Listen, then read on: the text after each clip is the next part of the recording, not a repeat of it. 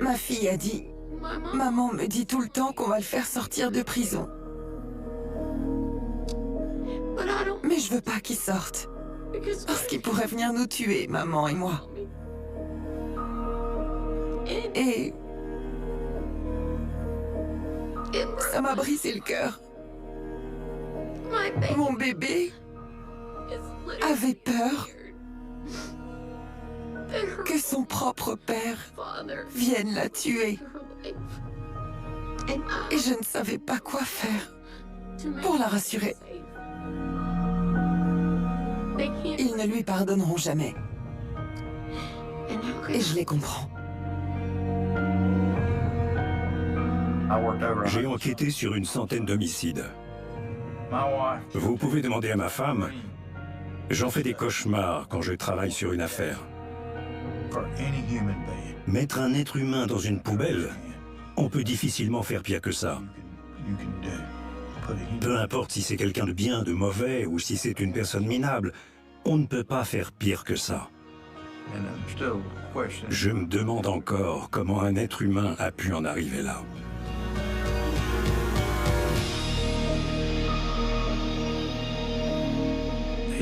Il l'a presque décapité quand il lui a tranché la gorge.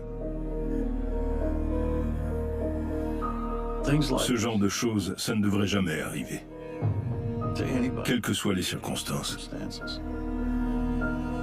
Je pense que je lui ai pardonné, mais ce pardon ne le libère pas. C'est moi qui suis libéré. Je ne voulais pas être l'esclave de cet homme et de ce qu'il a fait. Alors je préfère lui pardonner, même si je n'oublierai jamais. C'était ce qu'il y avait de mieux à faire. C'était pas facile. Mais c'était la meilleure solution.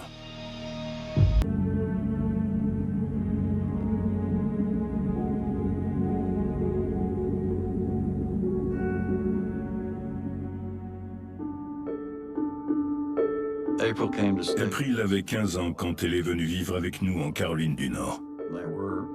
Elle se disputait tout le temps avec sa mère. Toutes les deux, elles ne s'entendaient pas bien. Comme la plupart des adolescents, elle était dans une phase rebelle. Elle était effrontée, elle sortait le soir, elle filait en douce. Un peu comme tous les ados.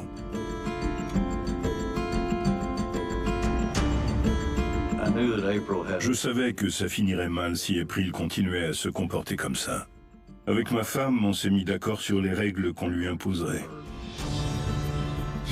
Elle devait assister à la messe. Si elle voulait sortir avec un garçon, il fallait d'abord qu'on le rencontre. Quand April est arrivée, on savait qu'elle n'était pas armée pour vivre une vie convenable. On a donc essayé de lui donner un nouveau départ.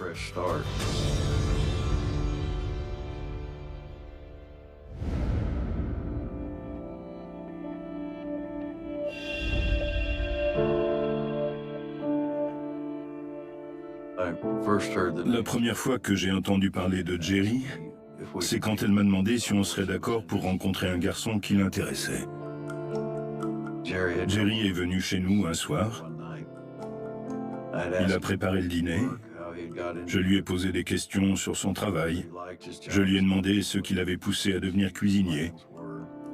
Je voulais savoir s'il aimait cuisiner et quel projet il avait pour l'avenir. J'ai bien vu qu'il tenait à elle. Mais Jerry était quelqu'un d'arrogant. Il était fier.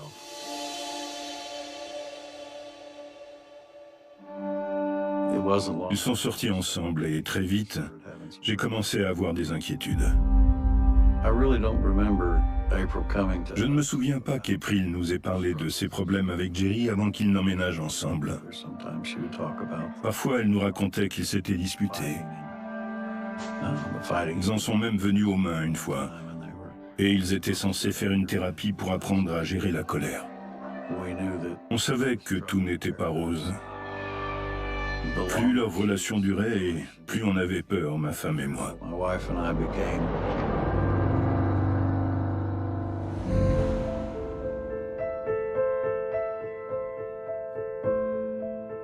April est tombée enceinte et certains membres de la famille lui ont dit que ce serait mieux qu'elle fasse adopter le bébé qu'il aurait une vie meilleure.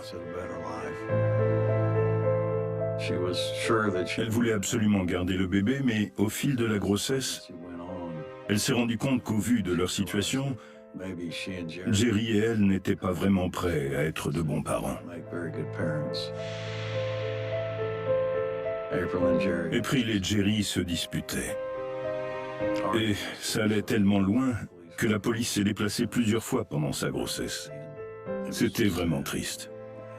On n'arrêtait pas de lui dire « Éloigne-toi de cet homme ».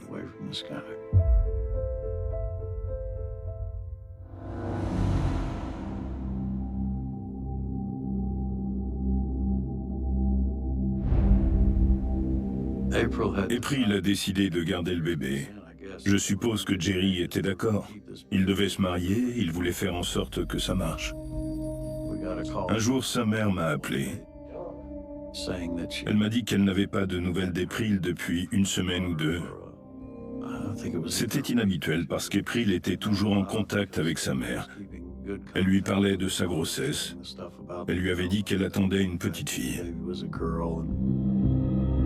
Sa mère nous a demandé d'aller chez elle pour découvrir ce qui se passait.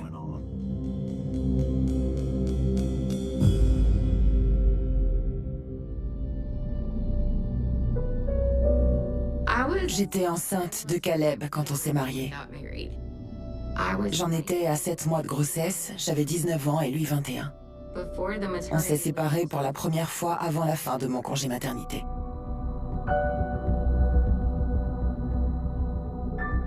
Pendant ma deuxième grossesse, j'ai trouvé une lettre. Elle était tellement imbibée de parfum que le papier était gras.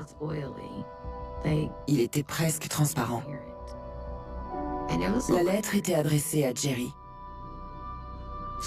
Il était écrit « Je suis vraiment contente que tu sois venue me voir. Je sais que pour le moment, tu te sens obligée de rester parce qu'elle est encore enceinte, etc. » C'est là que j'ai compris qu'il avait une relation extra-conjugale.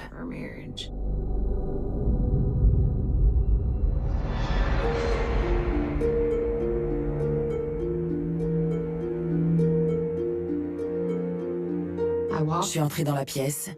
Jerry était au téléphone. Il a vite raccroché. Il a dit « Je te laisse » et clique. Il m'a dit « Qu'est-ce que tu fais ici ?» Et j'ai répondu « Je vivais ici jusqu'à aujourd'hui. »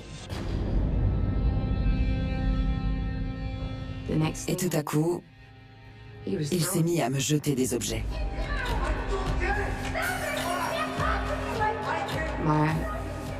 C'était les assiettes de mon arrière-grand-mère. Il les a toutes cassées. Ensuite, il a commencé à me lancer des couteaux. J'étais terrifiée. Jerry ne s'était encore jamais montré violent jusqu'à ce jour-là, dans la cuisine.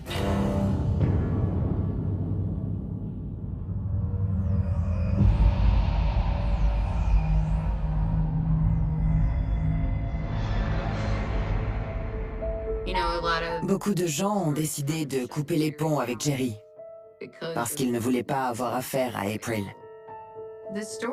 Il ne me donnait que peu de détails sur son histoire avec April, mais c'était une relation tumultueuse et violente.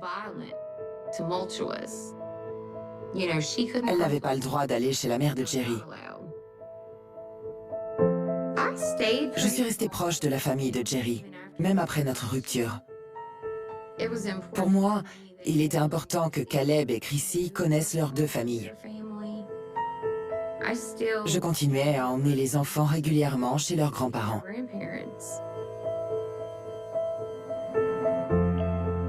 Un jour, j'étais chez la sœur de Jerry avec les enfants et je l'ai vu.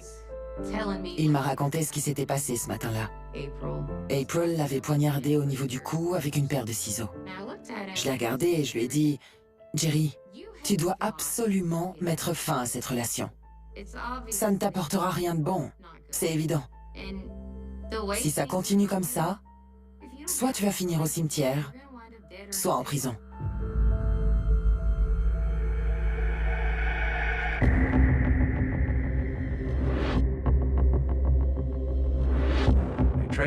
Une poubelle s'est échouée sur un terrain agricole à Haw River, en Caroline du Nord.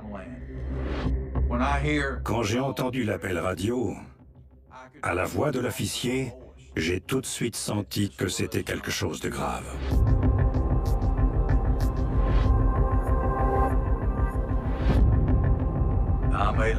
Je me suis rendu sur place immédiatement.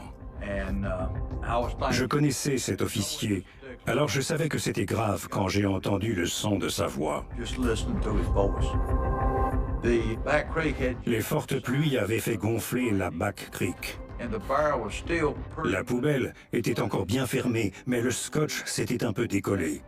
On avait scotché le couvercle. Ça avait commencé à se décoller. On nous a dit qu'il y avait un corps dedans.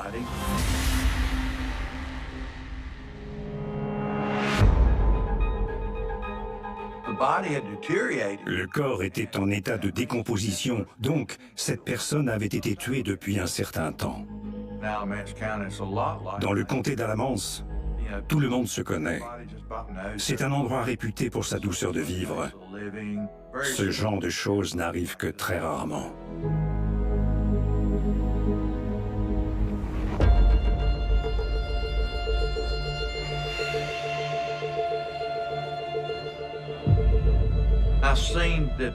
J'ai vu que le corps avait commencé à se décomposer, donc je savais qu'il ne s'agissait pas d'une disparition récente, ni d'un kidnapping. La disparition de cette personne avait dû être signalée depuis 1 mois ou 2, mais je ne savais alors pas de qui il s'agissait.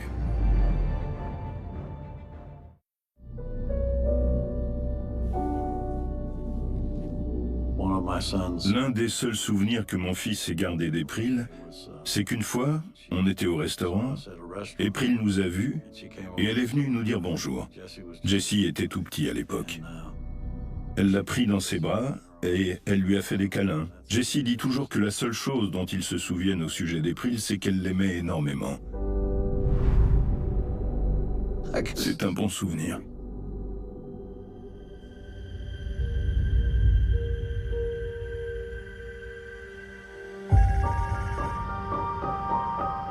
La mère d'April nous a appelés pour nous dire qu'elle n'avait pas de nouvelles de sa fille depuis plusieurs semaines. Je me suis dit qu'elle était partie quelque part en voiture. Elle s'était peut-être enfuie avec un autre homme. On pouvait envisager plein de scénarios différents.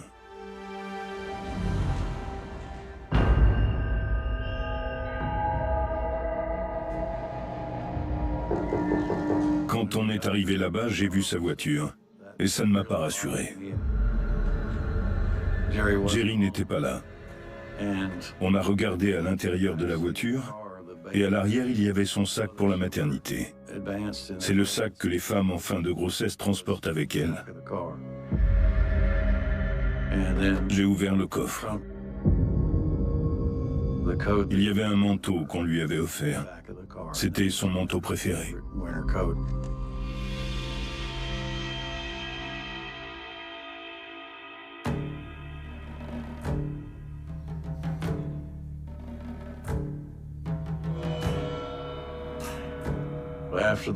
La voisine d'en bas est venue nous dire quelques mots, et après ça, je me suis dit qu'on devait aller jeter un œil dans le garage. J'ai ouvert la porte du garage, et dedans, il y avait toutes les affaires d'April. J'ai d'abord trouvé son sac à main.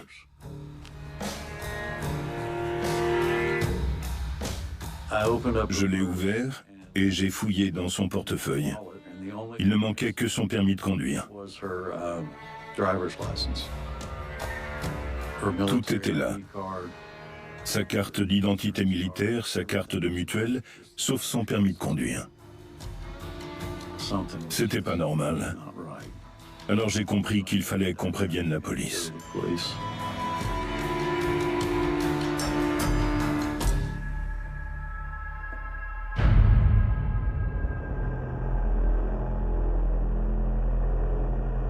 She and I had gotten in an argument, and it got physical, and the police showed up. I figured she'd go away, come back in a couple of days, and she didn't.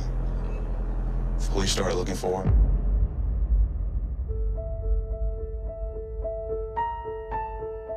La première fois que j'ai rencontré April, c'était quand je suis allée chez eux. April a ouvert la porte et j'ai dit « Je veux voir Jerry ». Chrissy a regardé April et elle lui a dit « Je veux mon papa ». Et April a répondu à ma fille « Ce n'est plus ton papa. On va se marier et tu ne le reverras plus jamais. » Elle a dit à ma fille que Jerry n'était plus son père.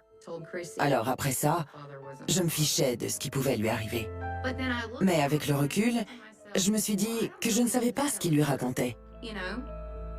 J'étais pas là quand ils se parlaient. Je ne déteste pas April. Je l'ai jamais vraiment détesté. Ce que je détestais, c'était le portrait que Jerry m'en avait dressé. Je ne connaissais pas April, personnellement.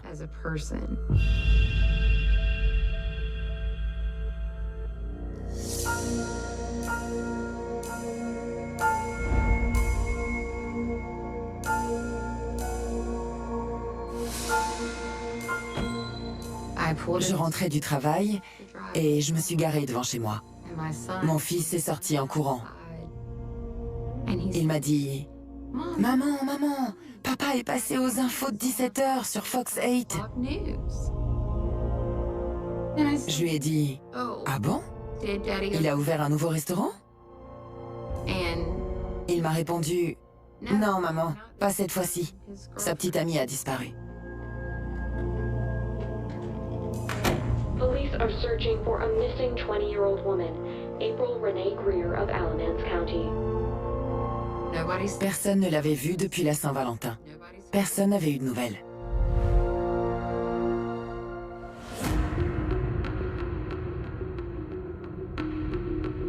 « 25 minutes plus tard, j'arrive chez lui et au moment où j'allais me garer, je me suis arrêtée net au milieu de l'allée parce que la voiture d'April était là. Elle était garée devant chez lui.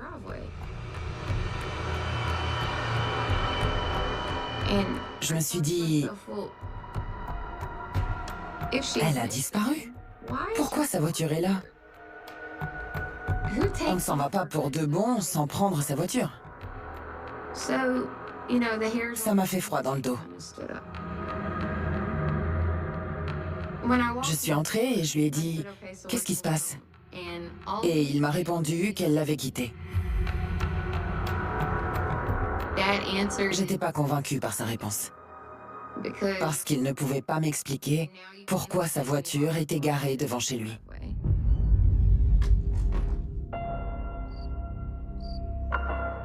Ce soir-là, je m'apprêtais à partir quand il m'a dit « Emily, je veux que tu me promettes que quoi qu'il arrive, quoi que tu entendes, mes enfants sauront toujours que je les aime énormément. Ils ne doivent jamais douter de mon amour pour eux. » Je savais qu'il me cachait quelque chose. Et je commençais à avoir la boule au ventre.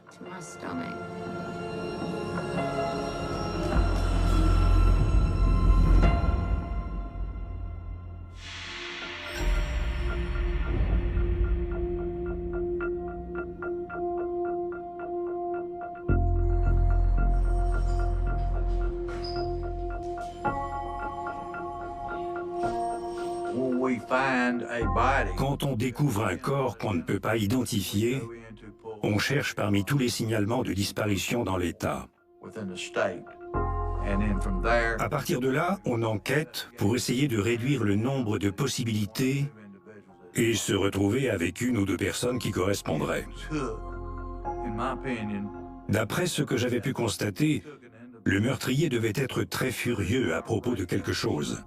Il devait ressentir de la haine envers la victime, et il avait sans doute déjà eu des problèmes avec elle. Des meurtres, il y en a tous les jours dans ce pays. Mais là, Il l'a tué, il l'a démembré et il a coupé ses jambes au niveau des hanches. Je ne suis pas sûr qu'il ait fait preuve de tant de brutalité uniquement pour la faire rentrer dans la poubelle. Il y a sans doute eu beaucoup de haine et des sentiments très violents au moment où cet homicide a été commis.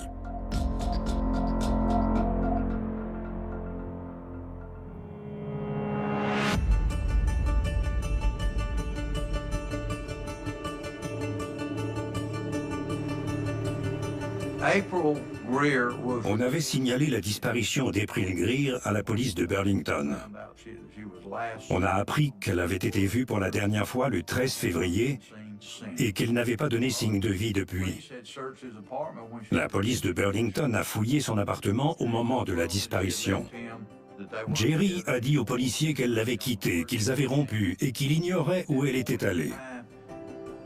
À ce moment-là, la police n'avait aucune raison d'envisager la possibilité qu'elle ne l'ait pas quitté. Quand une personne a disparu depuis le mois de février et qu'en avril on ne l'a toujours pas retrouvée, on sait qu'il s'est passé quelque chose. Je considère qu'une disparition devient inquiétante si on n'a rien trouvé au sujet de la personne au bout d'une semaine.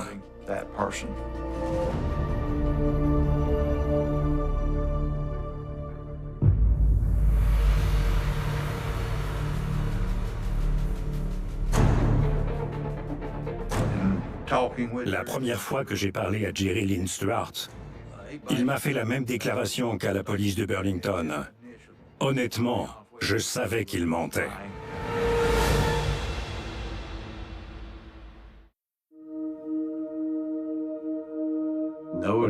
Personne n'a envie d'envisager la possibilité que sa nièce enceinte ait été assassinée. On avait encore de l'espoir. On priait beaucoup. On se disait « Seigneur, où est-elle ? Que se passe-t-il » Dieu entend tout et quand on pleure toutes les larmes de son corps, il finit par répondre.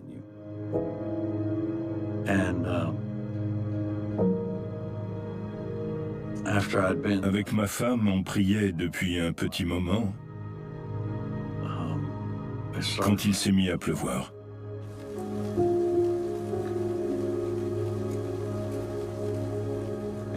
Il n'a pas cessé de pleuvoir. Et c'est grâce à ça qu'ils ont trouvé son corps. Il avait scotché la poubelle et il l'avait enterrée dans un banc de sable peu profond. Avec la pluie, le sol est devenu meublé et la poubelle a refait surface. Elle s'est échouée sur un terrain agricole. L'agriculteur a vu des buses qui tournaient autour. C'est comme ça qu'ils l'ont trouvée.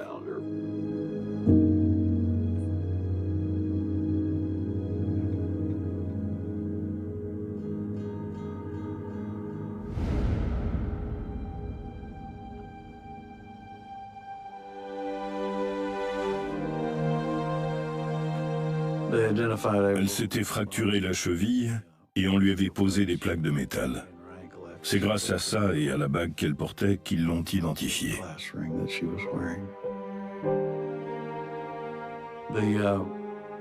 La seule chose qui nous est un peu apaisée, c'est qu'ils l'ont arrêtée et inculpée très rapidement. 24 heures après avoir découvert le corps, Jerry Stewart a été arrêté pour meurtre.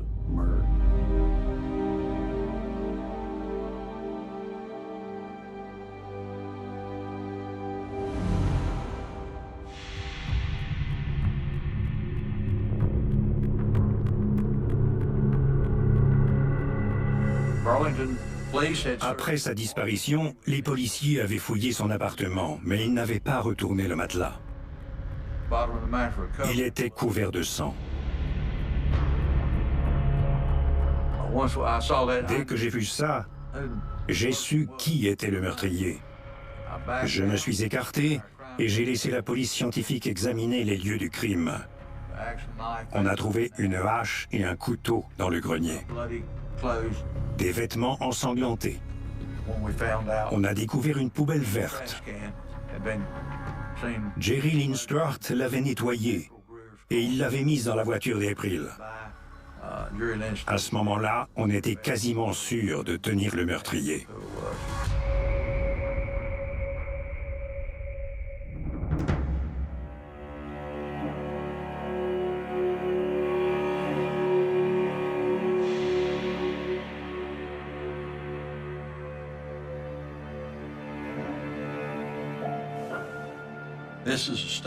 C'est la déposition que j'ai prise le mardi 22 avril 2003. C'est moi qui ai entendu Jerry Lynn Stewart. Et voici mot pour mot ce qu'il a déclaré. La porte d'entrée tenait à peine debout. Je suis entré. Dans la pièce à vivre, il y avait des bougies allumées partout. Je suis allé dans la cuisine. J'ai vu du sang et il y avait l'une des jambes d'April par terre. Elle avait été sectionnée. Il y avait des sacs poubelles noirs à liens jaunes éparpillés au sol. Il y avait du sang partout.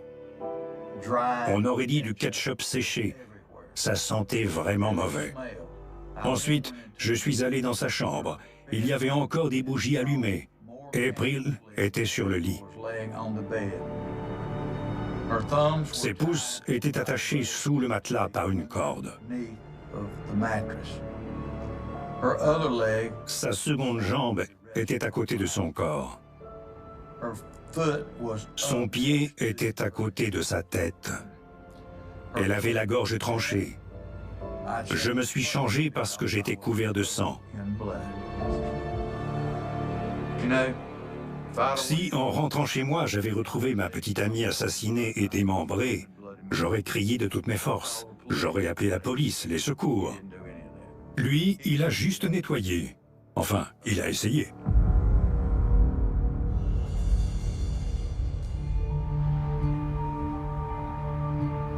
J'étais au travail. J'ai répondu au téléphone et j'ai dit « Bonjour, ici Emily ». Ma belle-sœur m'a dit « Bonjour, c'est moi. Ils ont trouvé un corps à Back Creek. » Machinalement, les premiers mots qui sont sortis de ma bouche ont été « C'est April ».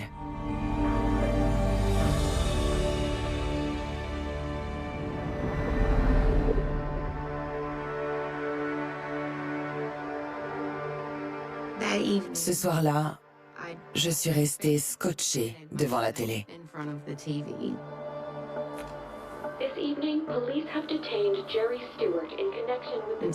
J'ai écouté tout ce que les journaux disaient. Je sais que... Je crois que je n'arrivais pas à me faire à cette idée. J'étais dans le déni.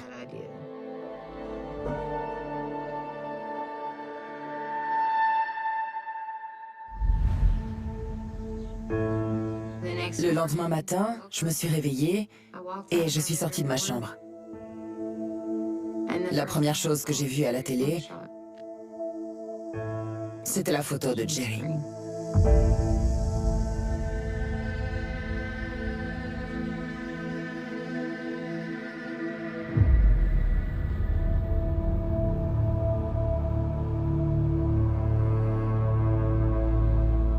Je suis sûre que la dernière pensée d'April était pour sa fille.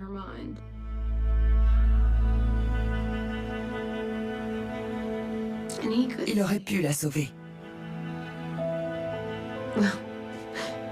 Il aurait pu ne rien lui faire, évidemment. J'ai vraiment du mal à digérer ça parce que c'est ce qui fait le plus mal à mes enfants. Ils ne le pardonneront jamais à leur père.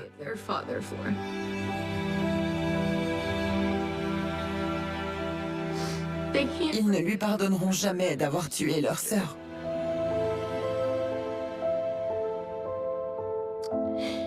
Et je les comprends. Je n'ai raté qu'une seule journée du procès de Jerry. L'argument de la défense, c'était que la dispute était allée trop loin et que Jerry avait fini par perdre le contrôle. Quand j'y repense, le moment le plus difficile, ça a été le témoignage du médecin légiste. Il a expliqué que si Jerry avait arrêté ce qu'il était en train de faire, que s'il était revenu à la raison et qu'il avait prévenu les secours, il aurait eu 8 minutes pour sauver le bébé à partir du moment où April est morte. Je n'arrête pas d'y penser. Et je suis sûre qu'elle n'avait que son bébé en tête. Les preuves étaient accablantes. Je me faisais pas d'illusions. Mais je ne voulais pas que Jerry soit condamné à mort. On avait 2 enfants très jeunes, et je ne savais pas du tout comment leur expliquer ce qu'était la peine de mort. En rentrant le soir, comment j'aurais annoncé à mes enfants que leur père devait mourir?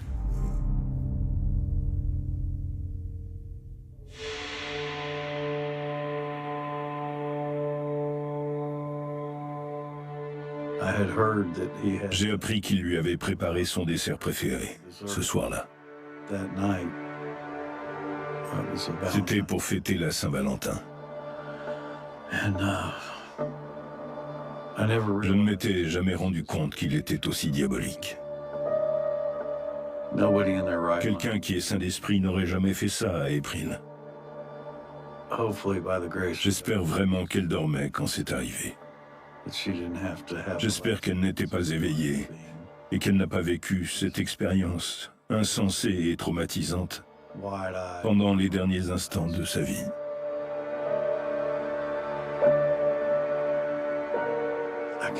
Je n'arrive même pas à l'imaginer. Je ne peux pas. C'est inimaginable.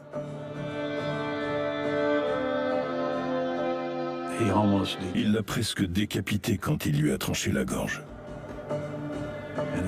Ils ont dit qu'il avait coupé ses jambes presque comme un chirurgien. Personne ne parle de ça, mais quand une femme décède à un stade avancé de la grossesse, souvent le bébé sort très rapidement. Ce bébé aurait pu survivre. Ce genre de choses, ça ne devrait jamais arriver. À personne, quelles que soient les circonstances. C'est vraiment un exemple du mal à l'état pur.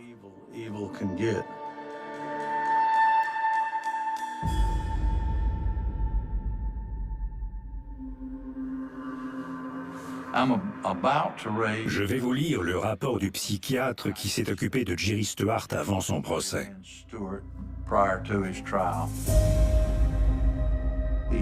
Il a déclaré « Ça empirait à mesure qu'elle parlait. Je sentais les battements de mon cœur dans ma tête. Il y avait un couteau sur la commode. Je m'en suis servi pour couper la corde. Je me suis tourné pour couper les cordes et tout à coup, mon bras gauche était couvert de sang. Le sang n'a pas jailli d'un coup. Il n'y a pas eu de lutte. J'étais à genoux devant elle. Je me suis dit qu'il suffisait que je coupe ces cordes et je pourrais m'en aller. Je me suis retourné et elle était morte. Donc il l'a tuée. On voit bien qu'on est face au type de situation que j'évoquais tout à l'heure. Pour faire une chose pareille, la personne doit être vraiment très en colère.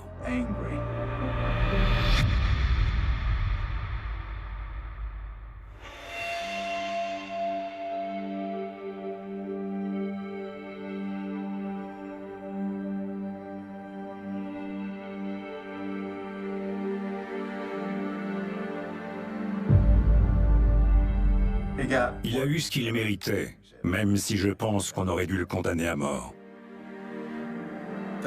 Il l'a tué le 13 février, on a trouvé le corps le 21 avril. Ça nous en dit long sur la personne qui a commis ce crime. Pour moi, ce n'est pas un être humain. Je me demande s'il n'avait pas un côté sadique.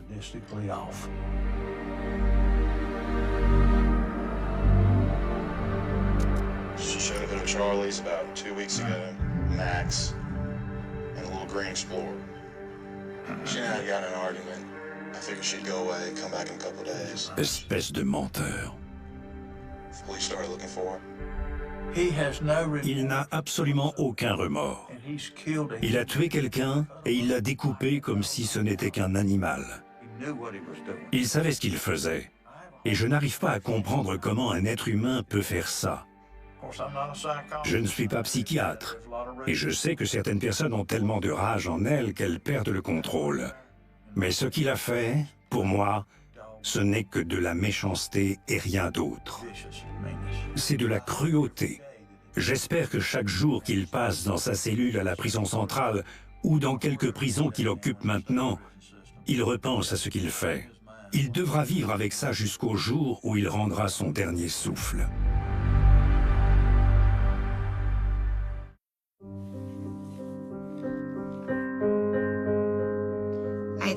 Je sais que j'ai de la chance parce que j'ai été très bien entourée par ma famille.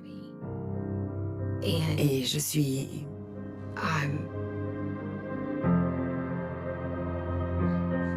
Je me dis que j'ai eu de la chance de trouver cette lettre ce jour-là. Je préfère éviter de me dire que c'est à moi que ça aurait pu arriver. J'ai l'impression que ce serait manquer de respect à April. C'est elle, la victime. Heureusement, je suis partie quand j'en ai eu l'occasion. Je me demande à quel point ça aurait pu dégénérer.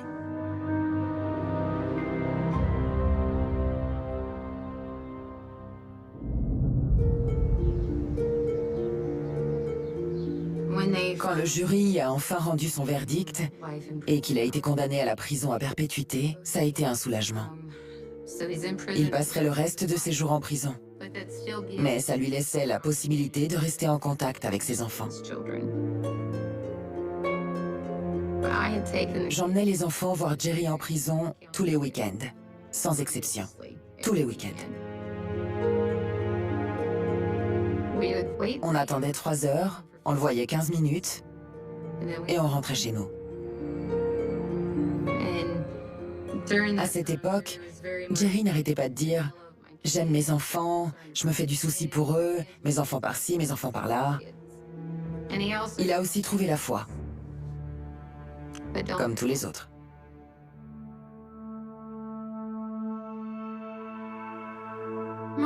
Ma fille a dit « Maman me dit tout le temps qu'on va le faire sortir de prison.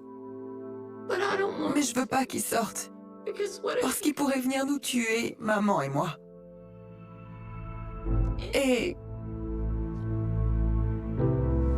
ça m'a brisé le cœur. Mon bébé avait peur que son propre père vienne la tuer. Et je ne savais pas quoi faire pour la rassurer. Elle avait 5 ans. Un jour, Jerry m'a appelé. Et il m'a dit qu'il ne voulait plus voir les enfants. Ni moi. Parce que c'était trop dur pour lui quand on s'en allait. Ça lui faisait trop mal de nous voir partir. Alors, on a arrêté de lui rendre visite.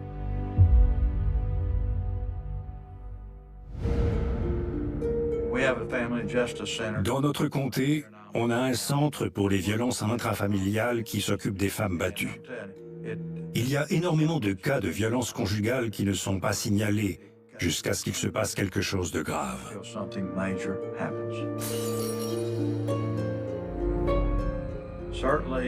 C'est l'affaire la plus violente sur laquelle j'ai travaillé. Tout a commencé par des violences conjugales. C'est ça l'élément déclencheur. La violence n'a fait qu'empirer au fil de leur relation.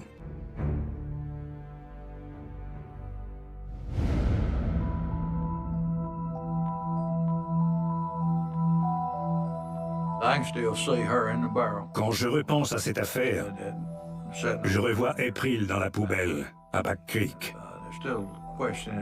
Je me demande encore comment un être humain a pu faire ça. Vous pouvez demander à ma femme, j'en fais des cauchemars quand je travaille sur une affaire. Elle dit que je me réveille souvent la nuit et que je parle de l'enquête. C'est ce qui me motive en tant que policier. Je veux résoudre ces affaires.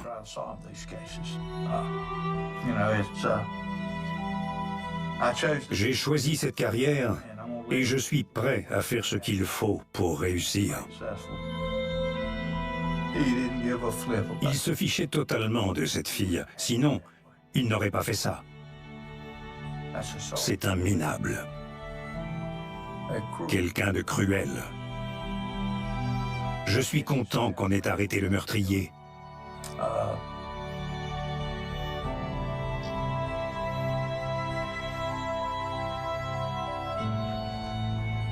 C'était un être humain.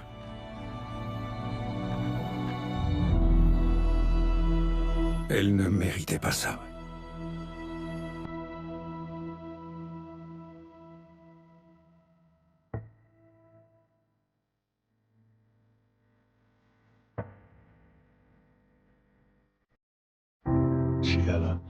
Elle avait une liste de 15 ou 20 personnes à qui elle envoyait des nouvelles au sujet de sa grossesse. Elle disait comment elle allait, elle parlait de ses projets, de la décoration de la chambre du bébé. Elle avait même révélé le prénom. Quand ils avaient appris que c'était une fille, ils avaient décidé de l'appeler Heavenly. Le deuxième prénom, c'était Lee. On a organisé une cérémonie pour leur rendre hommage, à elle et au bébé. Ça m'a aidé à oublier l'idée qu'elle était morte pour rien. J'ai vu combien elle comptait pour les autres. Sa vie aura toujours de l'importance. Elle nous regardait sûrement de là-haut. Elle devait être contente. Si on peut faire ça quand on est au paradis. Je pense que je lui ai pardonné, mais ce pardon ne le libère pas. C'est moi qui suis libéré. Je ne voulais pas être l'esclave de cet homme et de ce qu'il a fait.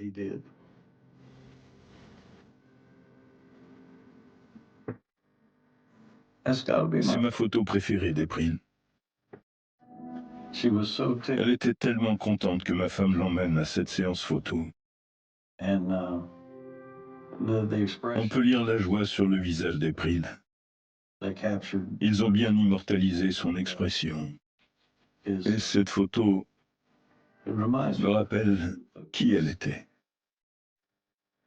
Je vois une belle jeune fille qui a plein de projets en vue et qui est promise à un bel avenir.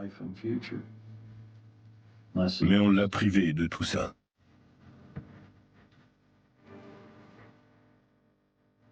On ne peut pas la faire revenir. Elle ne reviendra pas, mais j'irai la rejoindre.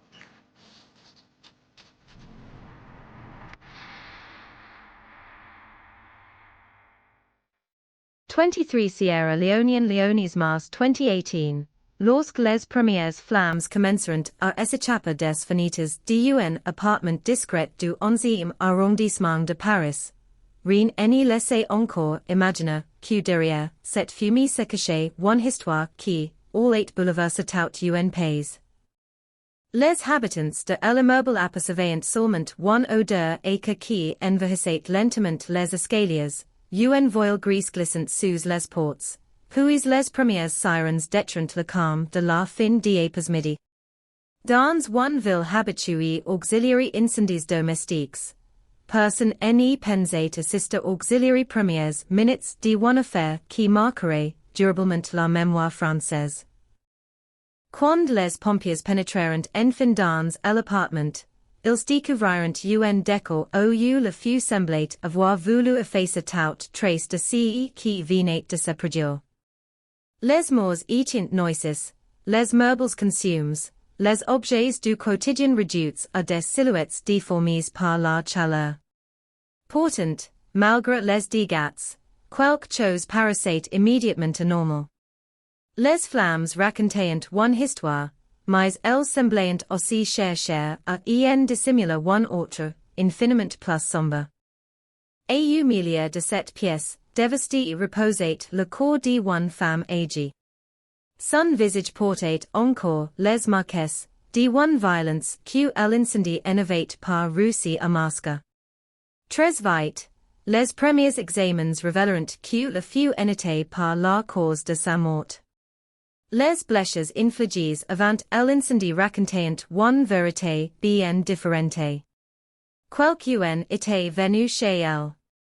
Quelqu'un tuel avait les entre sans la moindre hésitation. Puis cette confiance avait été transformée en condamnation. Cette femme s'appelait Mireille Knoll. À 25 ans, elle n'y représentait une menace pour personne. Fragilisée par la maladie de Parkinson, se déplaçant avec difficulté, elle vivait seule dans son appartement depuis plusieurs ans. Ceux qui la connaissaient parlaient d'une femme discrète, polie, toujours prête à échanger quelques mots avec ses voisins. Rien, absolument rien, n'y pouvait expliquer que elle soit devenue la victime d'une agression d'une telle brutalité.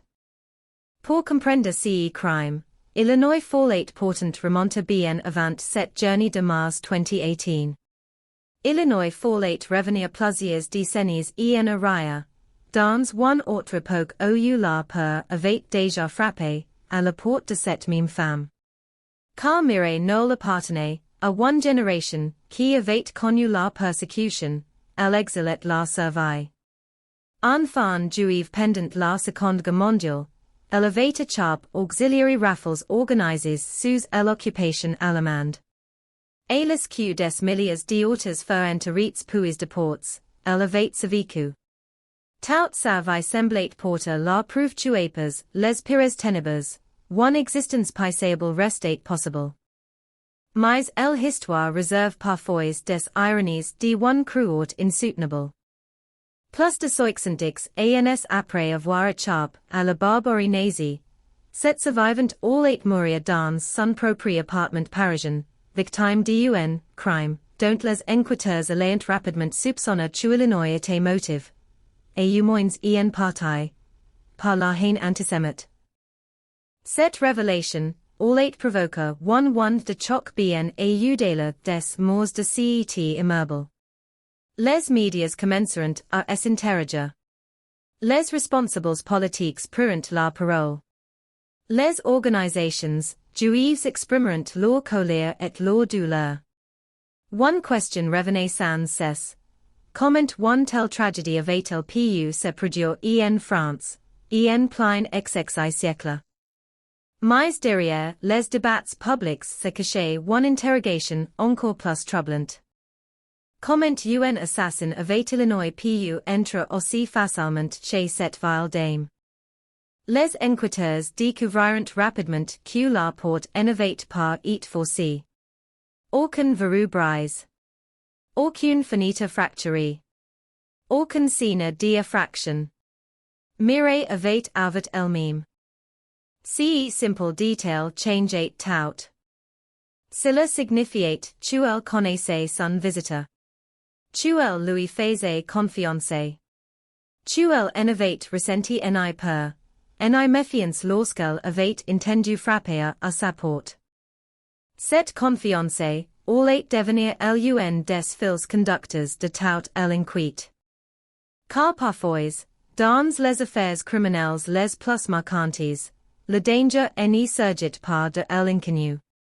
Illinois porte un visage familier, un prénom entendu depuis des ans, une voix qu'elle en reconnaît immédiatement. C'est précisément ce qui rend certains crimes presque impossibles à accepter.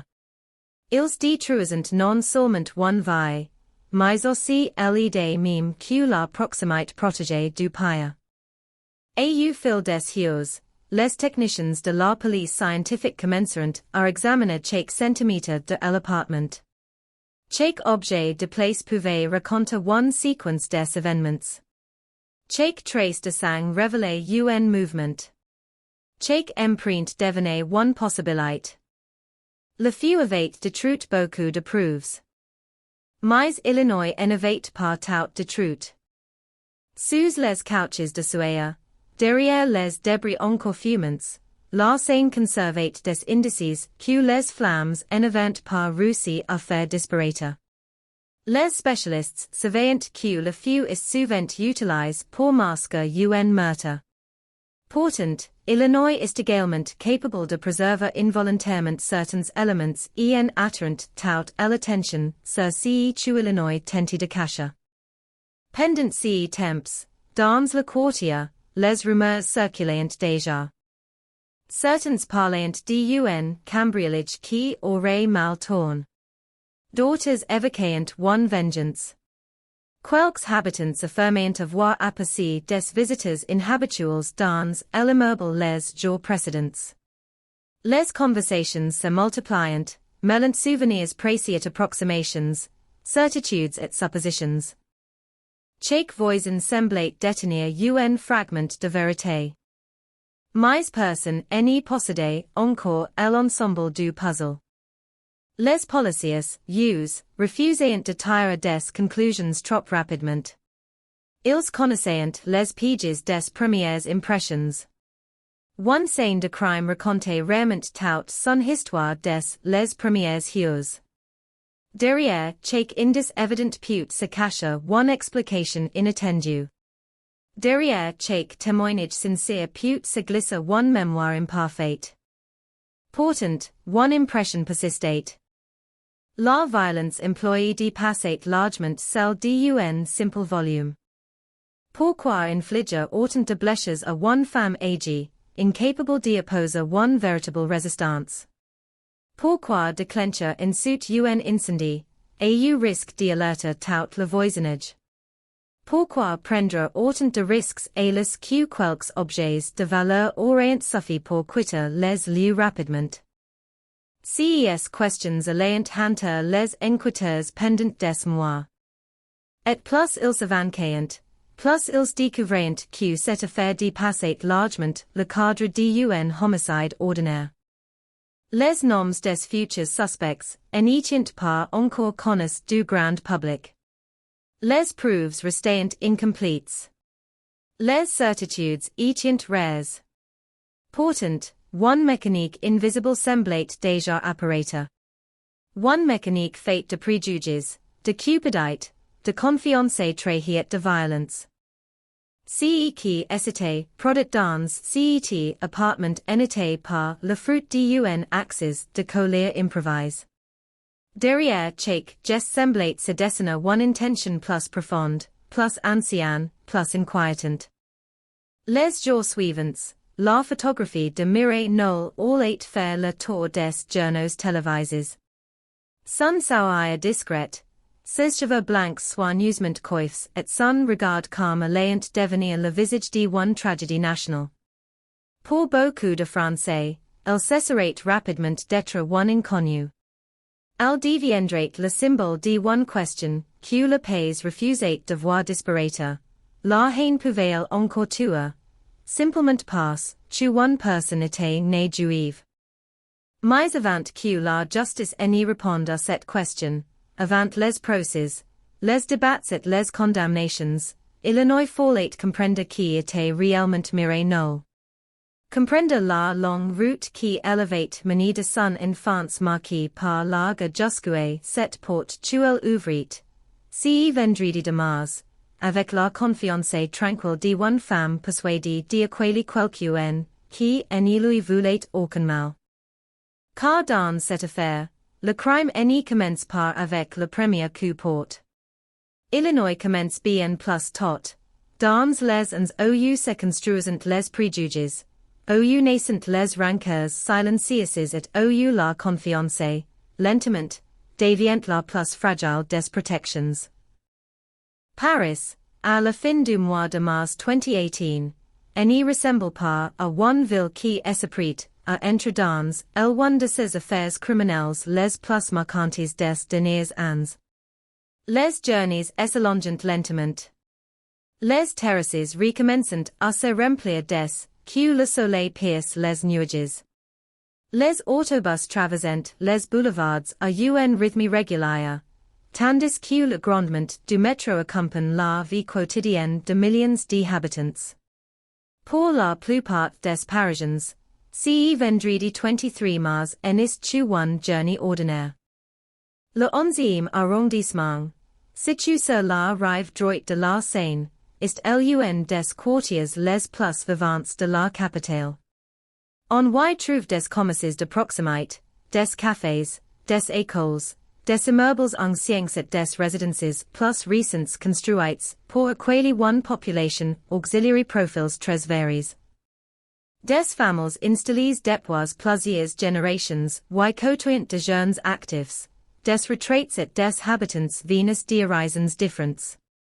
C'est un arrondissement où les cultures se croisent quotidiennement, où les rues changent d'atmosphère d'un pâté de maisons à l'autre, mais où la vie suit généralement son cours sans attirer l'attention nationale. L'immeuble ou vite miré nul n'est possède rien d'exceptionnel. Comme beaucoup d'autres bâtiments du quartier, Illinois accule des résidences qui se connaissent parfois depuis des décennies. Les visages deviennent familiers. Les salutations échangées dans le hall ou devant les boîtes auxiliary lettres font partie de la routine. Sans être one communauté soudée, les voisins savent souvent reconnaître les personnes qui appartiennent à leur quotidien.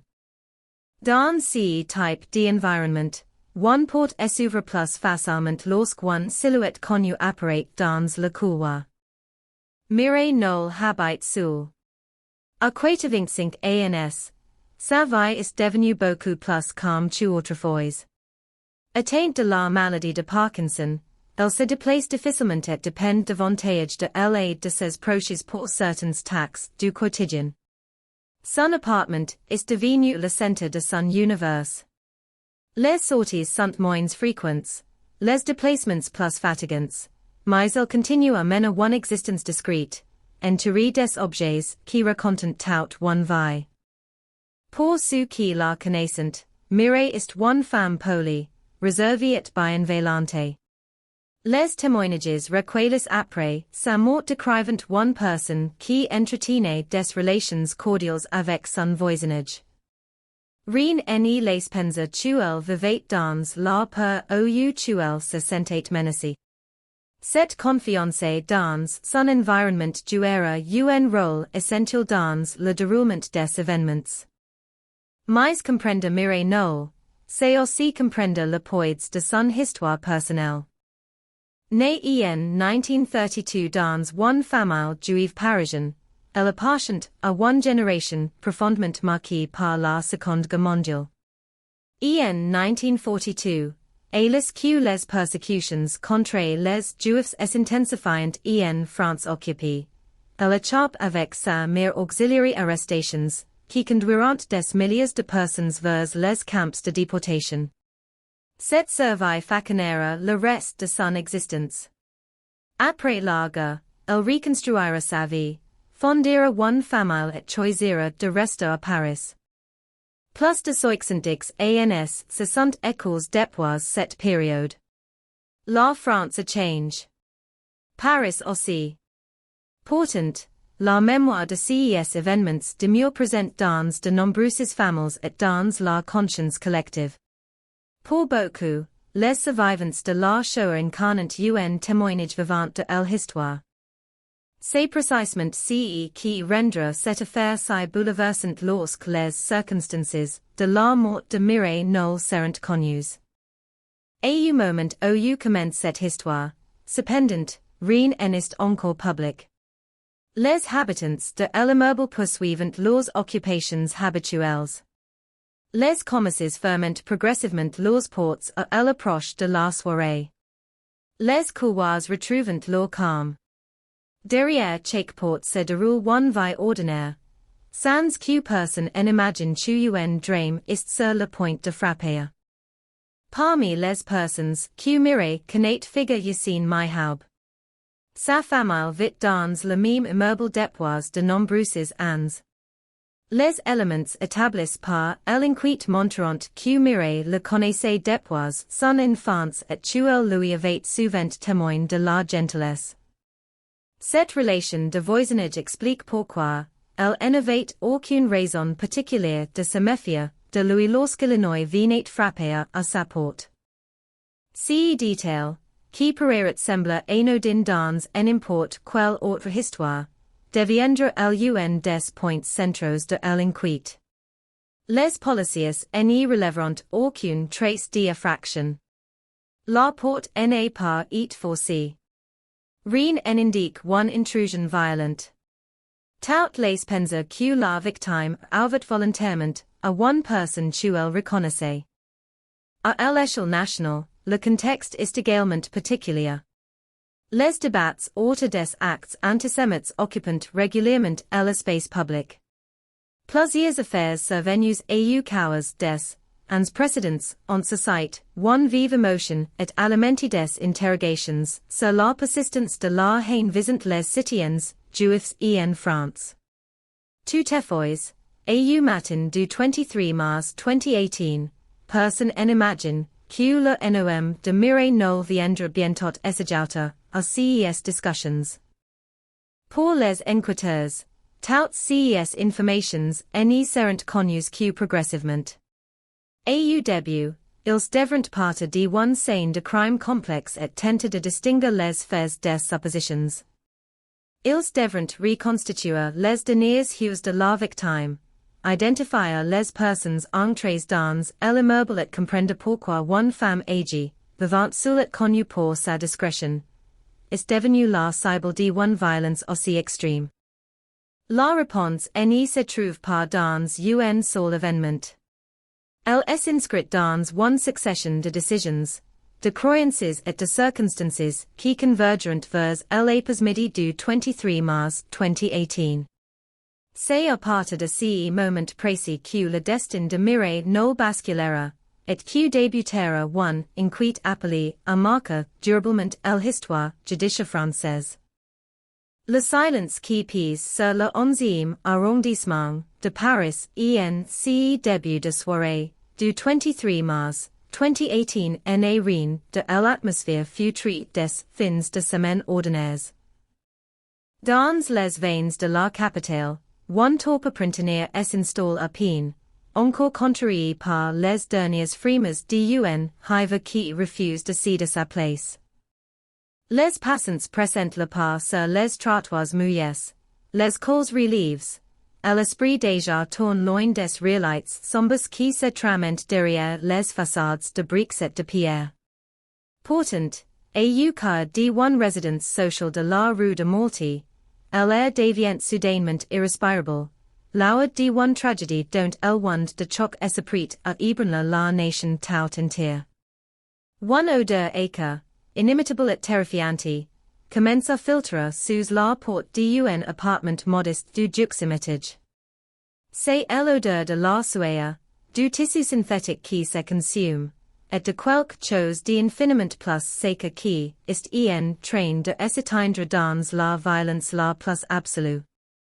Lorsque les premiers appels parviennent au centre de secours des sapeurs-pompiers de Paris, vers 18h30, l'alerte semble routinière. Un simple feu de habitation, une intervention comme les soldats du feu en pratiquant des dizaines chaque jour dans la métropole. Les gyrophares bleu balayant les morts étroits de la rue de Malty, projetant des lueurs spectrales sur les visages des voisins qui commencent à s'amasser sur le trottoir, inquiets, les bras croisés contre la poitrine. Les bottes des pompiers résonnent lourdement dans la cage d'escalier, gravissant les marches quatre à quatre tandis que la fumée noire, dense et toxique, descend du juximitage comme un linceul thermique. L'équipe d'attaque déploie la lance, force le passage à travers une porte qui n'oppose que peu de résistance. À l'intérieur, le brasier est localisé, férocement encore circonscrit à quelques pièces. Les lances crescent leur haut, le vacarme du jet brisant les vitres se mêle au sifflement de la vapeur brûlante qui envahit l'espace. La visibilité est nulle, réduite à une brûlure de cendres et de particules carbonisées. C'est au milieu de ce chaos de soir et do que les hommes du few progressent à tâtons, recherchant d'éventuels occupants. Dans la pénombre de la chambre couche, là où les flammes ont été les plus voraces, one silhouette humaine se dessine sur le lit de vase. Le chef d'équipe s'approche. Elle expérience lui dictant déjà la gravité de la situation. Si ils découvrent à les dépasse, le cadre d'un simple accident domestique. Sur le matelas calcine repose le corps d'une femme âgée, en partie dévorée par le feu. Mais si, n'y sont pas les flammes qui ont arraché le dernier souffle à cette existence octogénaire.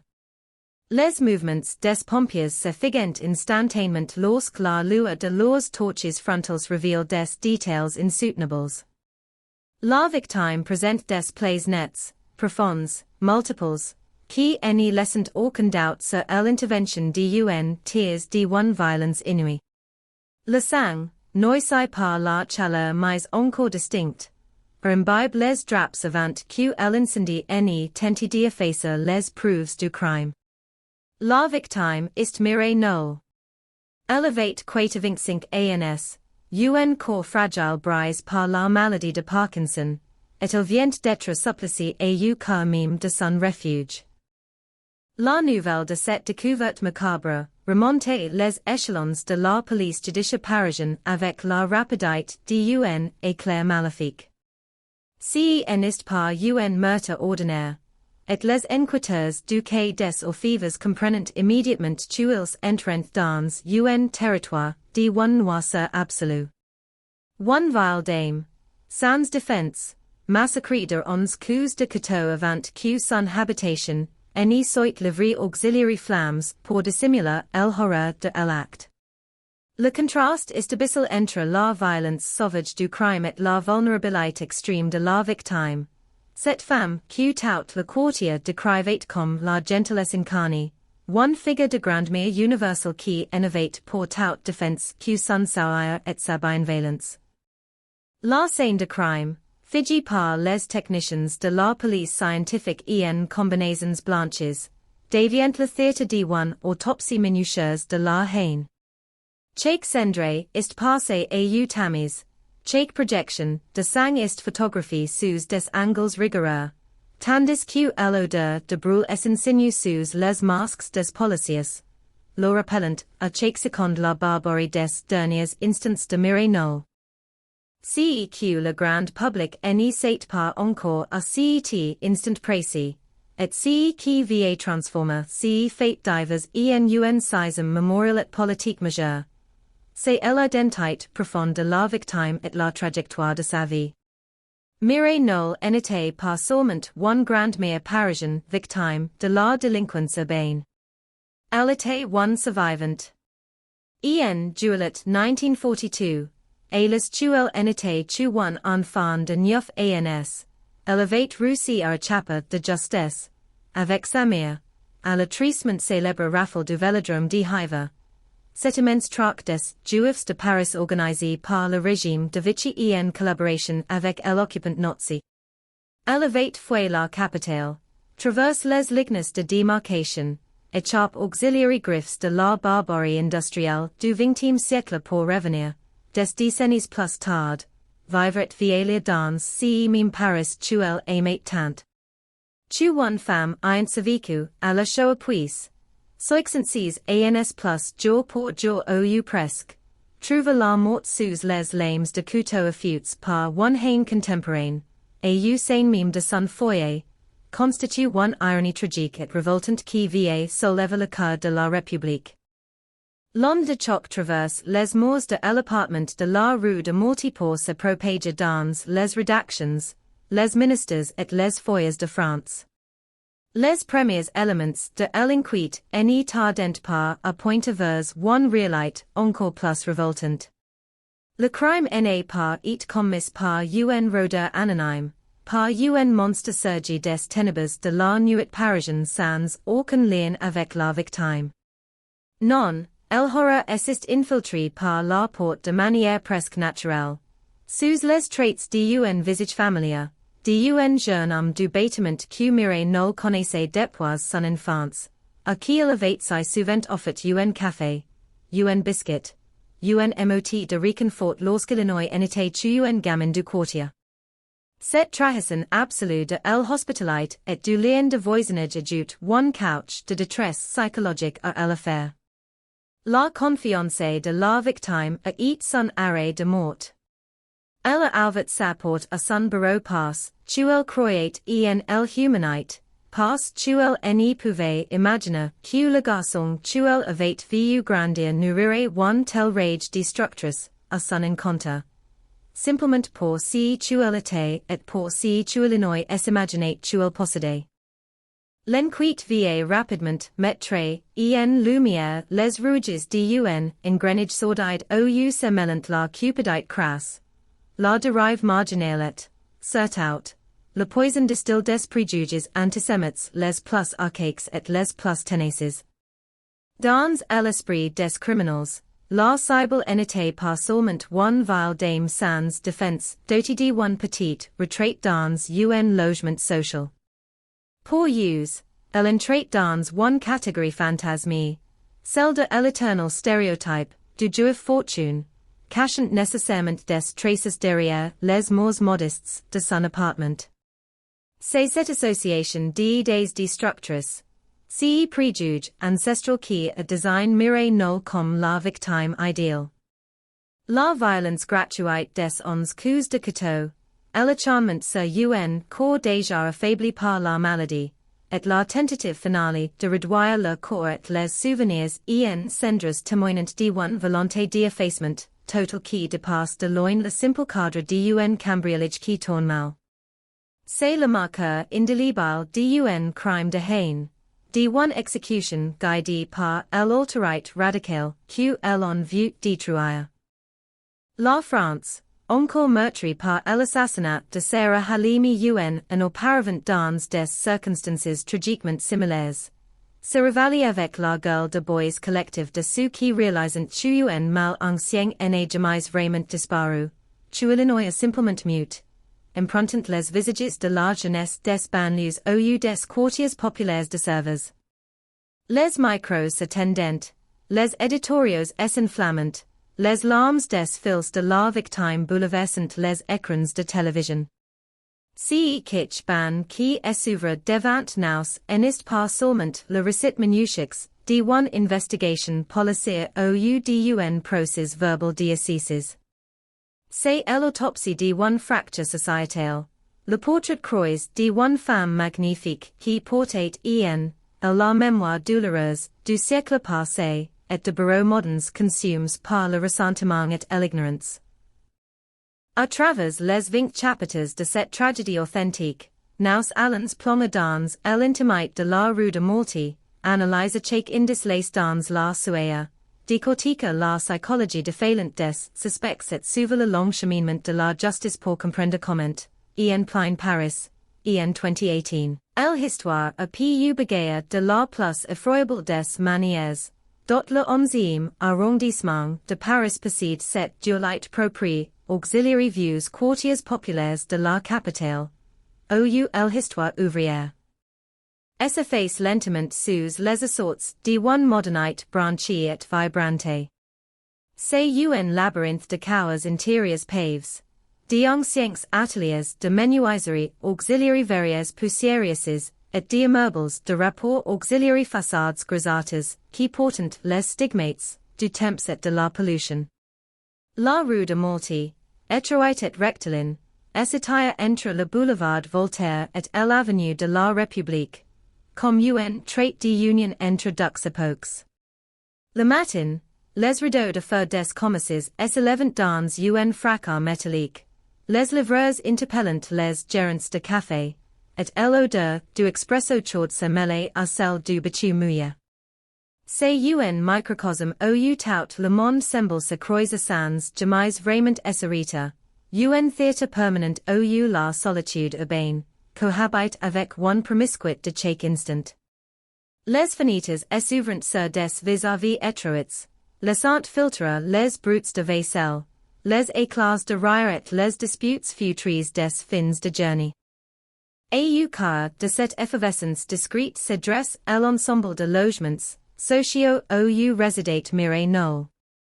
Ce genre de bâtiment, construit dans la seconde moitié du XXe siècle pour loger les familles modestes de la classe moyenne parisienne, n'affiche aucune prétention architecturale. Les murs de béton préfabriqués, les longs couloirs carrels de linoleum beige confrontent à l'endroit une atmosphère de ruche humaine, froide au premier bord, mais habité par une solidarité de voisinage que l'on n'y trouve plus guère dans les quartiers plus opulents de la rive gauche. ICI, les générations se croisent dans l'ascenseur souvent capricieux, les poussettes croisent les déambulateurs, et les parfums de cuisines du monde entier s'échappent des fentes des portes, blindés pour saturer l'atmosphère des parties communes. C'est un lieu où l'intimité est relative, où le moindre éclat de voix dans le couloir résonne comme un secret partage, et où la sécurité repose avant tout sur la bienveillance mutuelle des résidents. L'appartement de Mireille Knoll, situé au juxtamétage, était un havre de paix minuscule mais agence avec un soin infini. Traverser le sol de cette habitation revenait à remonter le chaos du temps, loin du tumulte de la rue de Malty. Chaque meuble, chaque bible racontait une décennie de labeur, de joies simples et de résilience. Sur les étagères en bois vernis, les photographies de familles encadrées d'argent se disputaient l'espace avec des souvenirs de vacances lointaines et des livres auxiliaires reliés fatigues. Les rideaux de dentelle blanche, jaunis par les ans mais impeccablement tendus, tamissaient la lumière crue du jour, projetant des motifs complexes sur le tapis du salon. Les wines étaient souvent parfumés d'un point de cannelle au lieu de the noir, des arômes familiers qui accueillent les rares visiteurs avec une chaleur réconfortante. C'était l'ante d'une femme qui avait traversé les tempêtes du siècle pour s'offrir le luxe d'une fin de vie paisible, entourée de ses fantômes et de ses précieux souvenirs. Pourtant, derrière cette apparente tranquillité, la réalité quotidienne de la rue de Malty avait changé au fil des décennies. Le tissu social s'était distendu, laissant place à une précarité croissante et à l'émergence d'une nouvelle criminalité de proximité, plus nerveuse, plus imprévisible.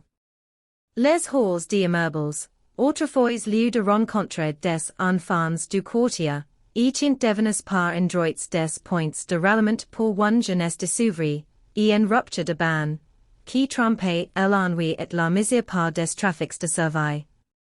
Les anciens regardaient ce changement avec une amertume mêlée de crainte, s'informant un peu plus chaque soir derrière les verres de leurs appartements des que la nuit tombait. Mireille Knoll, malgré sa fragilité croissante, refusait de céder à cette paranoïa ambiante. Pour elle, cet immeuble restait sa maison, et ses voisins, quels que soient leur âge ou leur dérive, faisaient partie de son univers quotidien où elle se refusait à diaboliser. La cage d'escalier de la résidence, avec ses marches en granito usées par des milliers de pas, fonctionnait comme une caisse de résonance des tensions du bâtiment. Le vieillissement des locataires y laissait une empreinte sonore permanente, le claquement lourd de la porte d'entrée en fer forge, le bourdonnement de la minuterie qui s'éteignait brusquement, plongeant le palier dans une pénombre inquiétante, et les bruits de pas qui s'estampaient derrière les portes closes. C'est dans cet environnement à la fois familier, et que assist nué le drame. Un lieu ou l'horreur n'a pas eu besoin de briser des fenêtres ou de forcer des serrures pour s'introduire, mais ou elle a simplement grimpe les marches, profitant de la pénombre d'un après-midi de fin de hiver et de la routine rassurante d'un quotidien que personne n'imaginait pouvoir basculer, si vite dans le sang et les flammes. Le contraste entre la douceur de vivre que Mireille Knoll s'effiquait, de maintenir dans ses quelques meters cars at la rudesse de la vie extérieure était saisissante.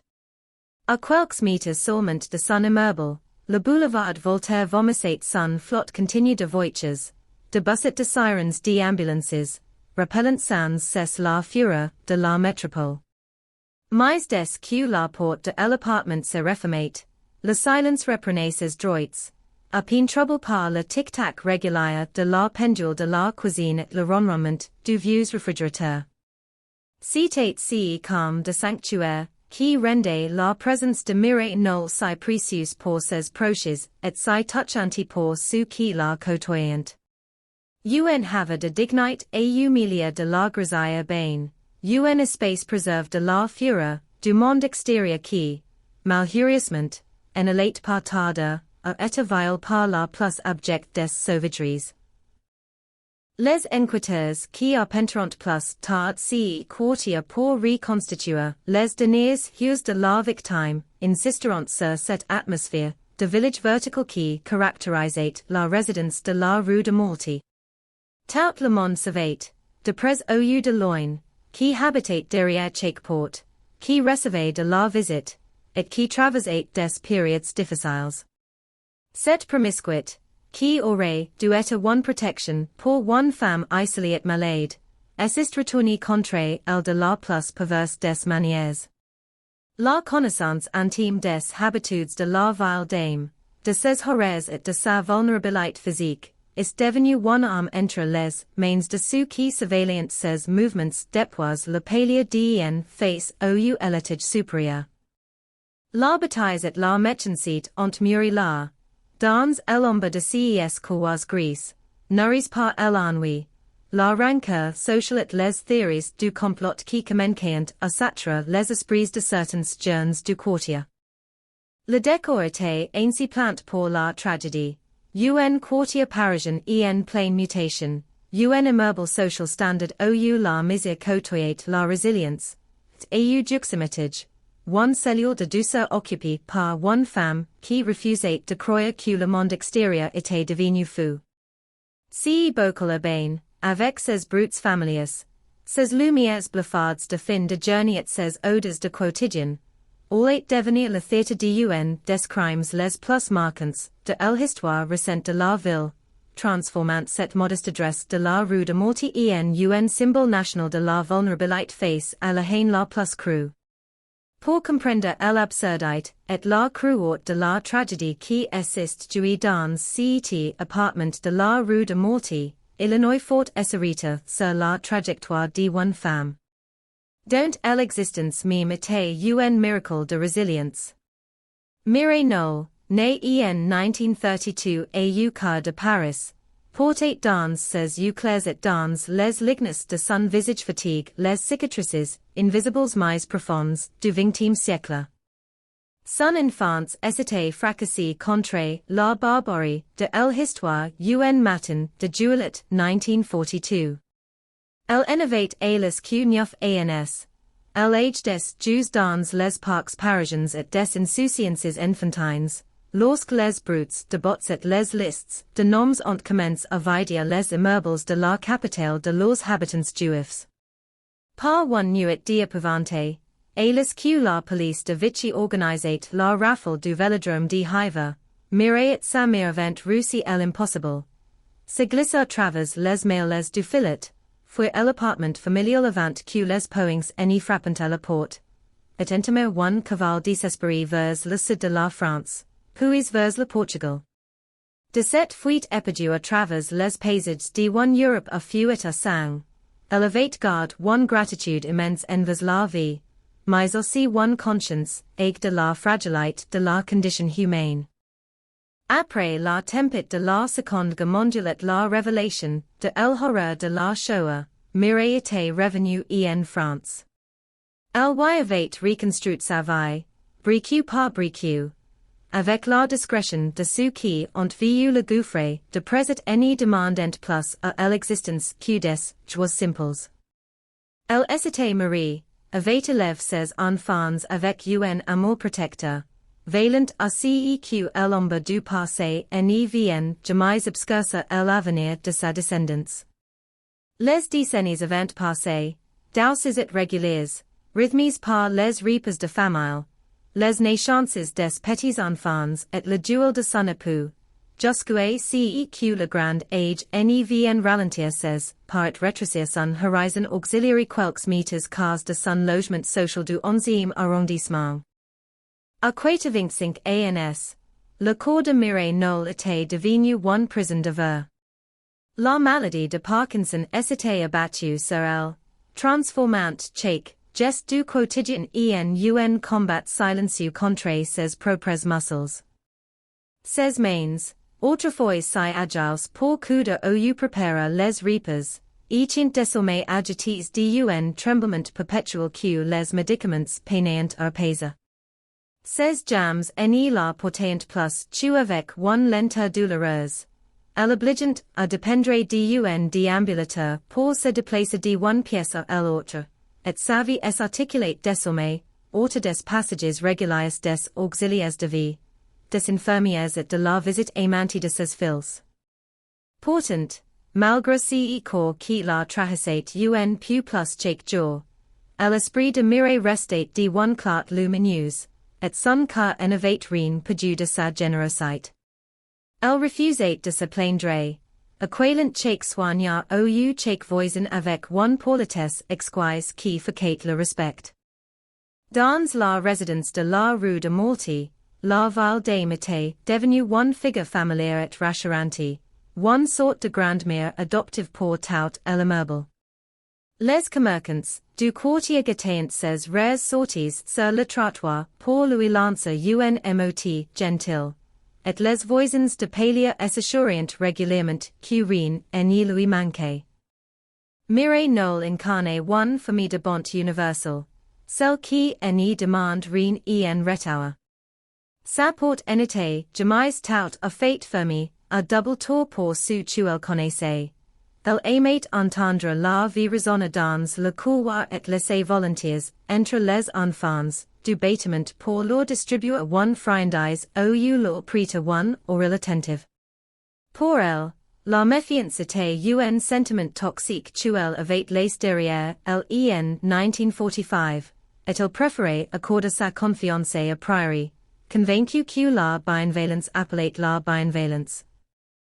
Cette vulnérabilité physique, associée à une ouverture d'esprit totale, faisait d'elle une proie d'une fragilité absolue, mais aussi une figure d'une dignité bouleversante. Assise dans son fortuit près de la fenêtre, observant le vieillissement de la rue de Malty à travers les rideaux de dentelle, Mireille Knoll tricotait le fil de ses souvenirs, entouré des portraits de ses proches. Elle représentait un pont vivant entre les hues les plus sombres du passé et le présent d'un Paris multiculturel qui elle aimait pour sa vivacité.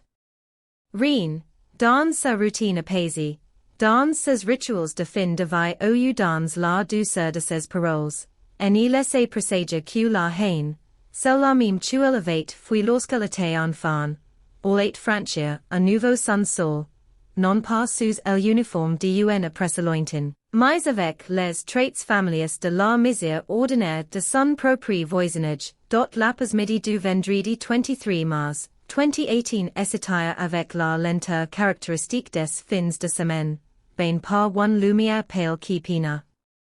Réchauffer les pièces de l'appartement de la rue de Malty. Mireille Knoll est installée dans son fortuit habituel. Son corps fatigue par la maladie trouvant un repos temporaire dans la monotonie des brutes familiers du quartier. Vers la fin de la journée, auxiliary alentours de ses hues, des coups discrets mais insistants résonnant contre la porte en bois de l'entrée. C'est un rituel auquel la vile dame est habituée. Sans la moindre hésitation, s'appuyant péniblement sur les mournants de son déambulateur, elle traîne ses pas vers le sol. Lorsqu'elle actionne la poignée, elle découvre le visage familier de Yassine Myhaub, le fils de sa voisine de palier, ce garçon qui elle a vu grandir, à qui elle a si souvent tendu la main lorsqu'Illinois était enfant. Illinois n'est pas seul. Usses coats Satiant Alex Karimbakis, un individu au regard fuyant, ron contre en detention.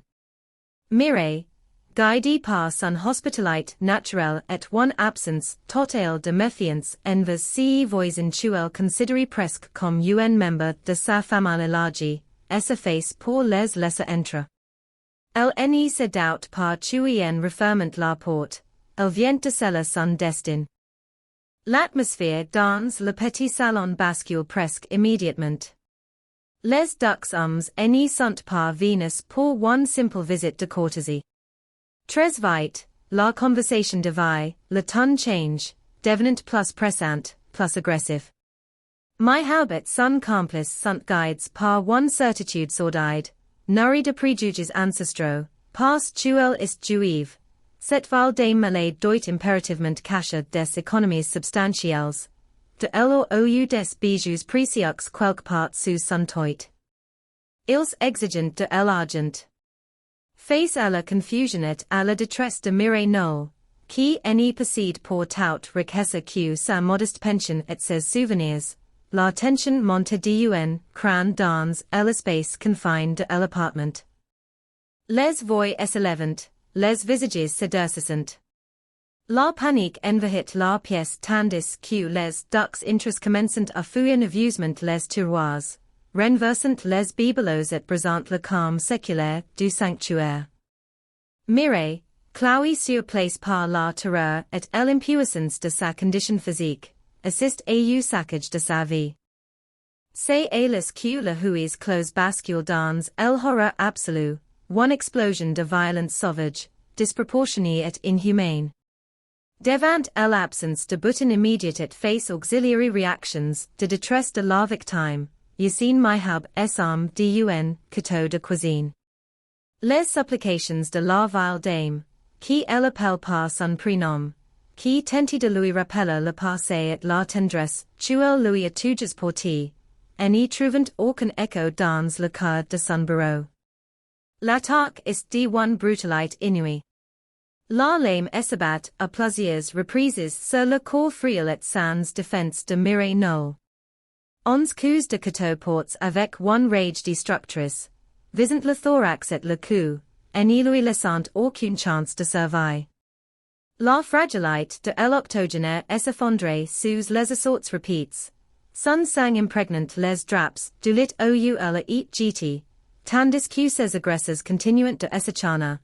Sourds à la pitié, consumes par one haine obscure et one cupidite frustré. One fois le massacre consommé, hélas que le silence est revenu sur la scène de crime, à l'obsession des deux criminels se tourne vers la dissimulation de leur ignominie. Ils s'imparent de quelques objets dérisoires, un vieil ordinateur portable, un téléphone, des barbioles sans valeur, avant de mettre à exécution la dernière phase de leur plan macabre. Pour effacer les indices, leurs empreintes et l'atrocité de leurs actes, ils décident de livrer l'appartement auxiliary flammes. Ils répandent un liquide inflammable sur le matelas, la ougit le corps sans vie de Mireille Knoll, et y mettent le feu. Les flammes s'élèvent rapidement, léchant les morts, devrant les photographies de famille, les livres et les meubles qui constituent l'univers de la victime. La fumée noire et toxique commence à s'attirer l'espace, s'infiltrant sous la porte pour envahir le couloir de la résidence, et les que les deux meurtriers quittent les lieux à la hâte, referment derrière, use la porte sur un brazier qui tente désespérément d'engloutir la vérité. Lorsque les sapeurs-pompiers de Paris parviennent enfin à maîtriser les derniers flamèches qui dévorent la chambre à coucher de Mireille Knoll, le décor qui se révèle à la lueur des torches est celui d'un cauchemar. Sueur et de désolation. Les morts autrefois blancs sont recouverts d'un dépôt de carbone gras. Les vitres ont éclaté sous l'effet de la chaleur intense, et l'eau des lances a incendie stagné sur le sol, noir d'impurités. Au centre de cette pièce dévastée, le lit médicalisé, est plus un squelette métallique déforme sur lequel repose le corps de la victime, partiellement calciné. Le chef de groupe des pompiers, face à la rigidite suspect du cadavre à la présence de plaies nets que le feu n'a pas réussi à effacer, demande immédiatement le gel des lieux et l'intervention de la police judiciaire. Le rideau se lève sur une enquête criminelle de la plus haute sensibilité. Les techniciens de la police technique et scientifique investissent à l'appartement de la rue de Malty en début de nuit, revêtus de leurs combinaisons blanches intégrales pour éviter toute contamination des indices. Chaque pas est calcul.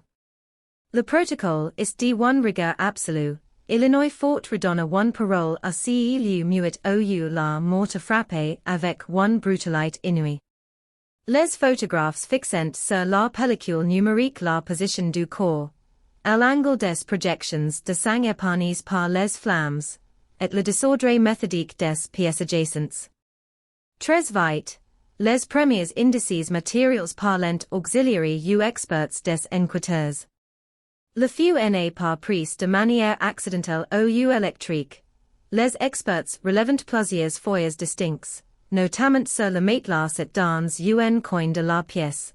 Signe indéniable d'une intervention humaine volontaire pour effacer les traces d'un forfait. L'autopsie pratiquée, le lendemain matin, à l'Institut médico-légal de Paris va apporte les certitudes anatomiques de la violence. La médecine légiste est formelle. Mireille Knoll était déjà morte lorsque le feu est bout à ses draps. Ses poumons ne contiennent que très peu de sueur, prouve qu'elle n'a pas inhalé les fumes toxiques de l'incendie. Ce qui importe cette femme de 85 ans, c'est une agression à l'arme blanche d'une ferocite rare. Le rapport dresse un inventaire macabre de 11 plaies par perforation, concentrées sur les zones vitales du thorax et du cou. La lame fouille les chairs, brise des côtes et tranche des artères, témoignant d'un acharnement de l'agresseur qui exclut tout geste de panique accidental. La victime est exécutée sur son propre lit, incapable de fuir ou de se défendre face à la vigueur de ses assaillants. Sur la scène du crime, les policiers du 2e district de police judiciaire s'attachent à reconstituer les minutes qui ont précédé le drame. Ils constatent qu'aucune fenêtre n'a été brisée de l'extérieur, et que la serrure de la porte d'entrée n'y présente aucune trace de PC ou de crochet. Pour les enquêteurs, cette absence d'effraction est une clé fondamentale. Mireille Knoll avait sa porte à son ou ses bureaux. Soit elle attendait quelqu'un, soit elle connaissait la personne qui a frappé. Dans le petit salon, les tiroirs renversés et le contenu des placards, gît au sol confirment la thèse d'une fouille frénétique à la recherche de voleurs. Pourtant, les objets de prix sont absents de ce logement social modeste. Les monstres ont retourné à l'appartement pour un bouton qui s'annonce dérisoire, laissant derrière use la sueur, le sang et le silence d'une existence fauchée pour des chimères, dont l'obscurité de la nuit parisienne enveloppe la rue de Malty alias que la police judiciaire commence à déployer ses filets. Mais les premières hues de l'enquête ressemblent à un marché aveugle dans un labyrinthe de fausses pistes. Face à l'absence d'effraction, les enquêteurs se focalisent d'abord sur l'entourage de la Val-Dame, appliquant les plannings des auxiliaires de vie, des infirmières et des livreurs de repas qui se succèdent au chevet de Mireille Knoll. Chaque suspect potentiel est interrogé, chaque emploi du temps est vérifié au scalpel, mais tous les professionnels de santé affichent une dévotion irréprochable et un duel sincère.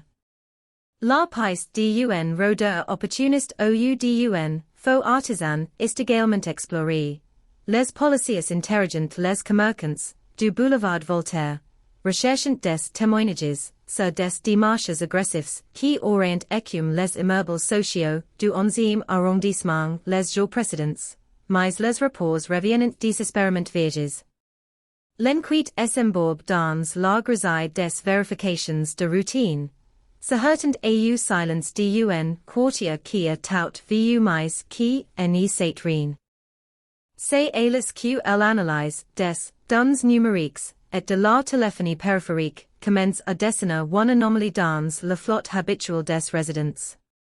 Les analystes de la PJ étudient les relais téléphoniques qui couvrent la rue de Morty et découvrent qu'un appareil est actif de manière suspecte à proximité immédiate de l'appartement de la victime durant la tranche horaire du crime. En parallèle, les techniciens visionnent les enregistrements des caméras de vidéoprotection de la ville et de plusieurs commerces adjacents.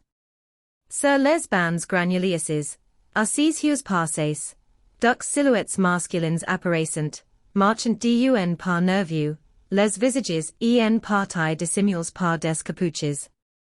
L'une des silhouettes est immédiatement identifiée par les policiers locaux. Illinois s'agit de Yassine Myhaub, un habitué des services de police pour des délits mineurs et des actes de violence, dont l'approprié mais vite sur le même palier que mire nul. L'autre auxiliary movements plus erratiques, reste un mystère que le croisement des fichiers va bientôt résoudre. Le nom d'Alex Karambakis surgit des bases de données criminelles quelques heures plus tard. Ce jeune homme de 22 ans, au profil psychologique instable et lourdement marqué par la marginalité, a partir d'une cellule de prison avec Myhaub quelques mois auparavant. Les deux hommes étaient liés d'amitié derrière les barreaux, une alliance de circonstances entre un quai de courtier manipulateur et un esprit influençable en quête de repères.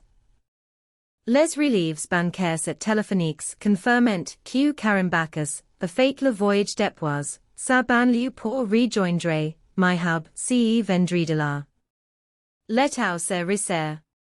Le premier coup de filet a lieu au petit matin dans l'appartement familial de la rue de Morty, où Yassine Myhaub est quelli au sort du lit. Sans résistance mais le regard noir d'un arrogance froide. 24 heures plus tard, Karambakis est interpellé à son tour dans une commune de la Petite Couronne, chez un proche, conscient que la chasse à l'homme a pris fin. Transfers dans les locaux de la police judiciaire, les deux suspects adoptent immédiatement une stratégie de surveille qui va transformer les interrogatoires en un jeu de miroir déformant. Face auxiliary enquêteurs, la confrontation des versions tourne à la guerre verte. Yassine Myhaub, expérimente d'une voix calme et posée, n'a tout implication dans les violences. Illinois affirme avoir rendu une visite de courtoisie à la voisine de son enfance, celle que Illinois prétend respecter comme sa propre grand-mère. Avant de rejeter l'intégralité de la responsabilité du massacre sur son complice. Selon sa version, Alex Karambakis aurait été pris d'une crise de folie subite, motivé par l'alcool et la frustration de n'y pas trouver d'argent, s'acharnant sur la ville dame avant de mettre le feu au lit. Myhaub se dépeint en témoin impuissant, paralysé par la terreur face à la sauvagerie de son ami de cellule. La réplique d'Alex Karambakis n'y s'est faite par attendre. Lors de ses auditions, le jeune marginal, tremblant et au bord des larmes, livre un récit radicalement inverse mais d'une précision terrifiante qui ébranle les policiers. Illinois affirme que c'est Myhaub qui a planifié le coup, atterrant dans l'appartement sous le prétexte que la ville dame possédait une trace cache, parce qu'elle appartenait à la communauté juive.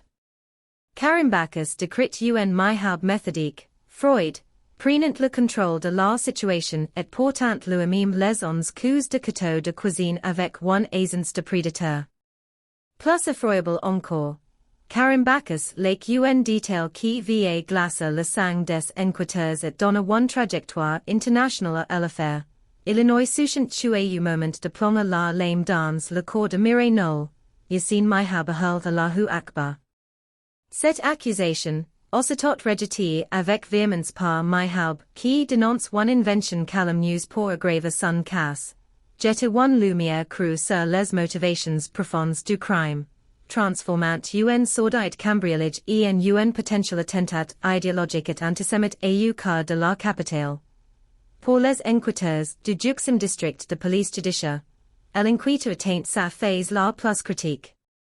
Au cœur de ce face à face étouffant dans les soles d'interrogatoire. Ou les deux suspects se rejettent mutuellement la responsabilité des 11 coups de couteau, la vérité, ne peut plus dépendre des seuls morts. Elle doit surgir des secrets invisibles que les coupables ont laissés derrière eux. Le véritable tournant de l'affaire se produit lorsque les laboratoires de l'Institut de recherche criminelle livrent enfin les résultats des analyses scientifiques poussées, offrant auxiliary policiers les armes pour briser définitivement les dénégations des suspects. Les experts en empreintes génétiques ont passé les restes calcines de l'appartement au pain fin, et leurs conclusions sont sans appel. Sur le manche du couteau de cuisine retrouve parmi les débris incandescents, la ou la chaleur et la plus forte. Les techniciens ont réussi à isoler un profil d'ADN partial mais parfaitement exploitable. Les marqueurs génétiques correspondent de manière formelle à Yassine Myhoub. Le sang de la victime, mêlé à la chair de son bureau sur la poignée de l'arme, écrit one tout, autre histoire, que celle du témoin impuissant tu Illinois tentait de huer devant les policiers. Le page scientifique se referme sur lui. Ses mains ont tenu l'arme, ses bras ont porté les coups. En parallèle, l'exploitation minutieuse des téléphones portables saisis lors des perquisitions apporte la preuve irréfutable de la préméditation et du mobile. Dans la mémoire de l'appareil de Myhoub, les cyber-enquêteurs découvrent un historique de recherches Internet récentes et particulièrement explicites, axes sur des thématiques antisémites, et des théories du complot concernant la richesse supposée des familles juives. Plus révélateur encore, les messages échangés entre les deux complices dans les jours précédents le 23 mars démontrent que l'appartement de la rue de Malty avait été explicitement ciblé. L'argument brandi par Myhoub pour convaincre Karen Bacchus de le rejoindre à Paris tenait en quelques mots glaquants, exhumes des serveurs, l'Istvile, el Vitsul, et les Juifs ont de l'argent. Ce faisceau de preuves techniques balaye instantanément les versions évasives des accusés. Face auxiliary rapports d'expertise étalés sur la table d'interrogatoire, le cynisme de Yassine Myhoub s'affiche, laissant place à un silence lourd et rageur. Alex Karambakis, confronté à sa propre présence active sur les lieux confirmés par des traces de pas dans le sang sec, s'effondrer et reconnaît avoir participé à la fuite et à la mise à feu de l'appartement pour effacer les indices. Le mystère des motivations s'éclaircit, révélant la convergence hideous d1 délinquance crapuleus et d'un antisémitisme décomplexe. Ce n'était plus seulement un vol qui avait mal tourné, mais une exécution ciblée, guidée par la haine la plus pure, offrant auxiliary magistrats, du parquet, de Paris tous les éléments requis pour retenir la circonstance aggravante d'antisémitisme, l'ouverture du procès devant la cour d'assises de Paris en octobre 2021 marque l'aboutissement d'un long et douloureux chemin pour la famille de Mireille Nolet pour l'ensemble de la communauté nationale.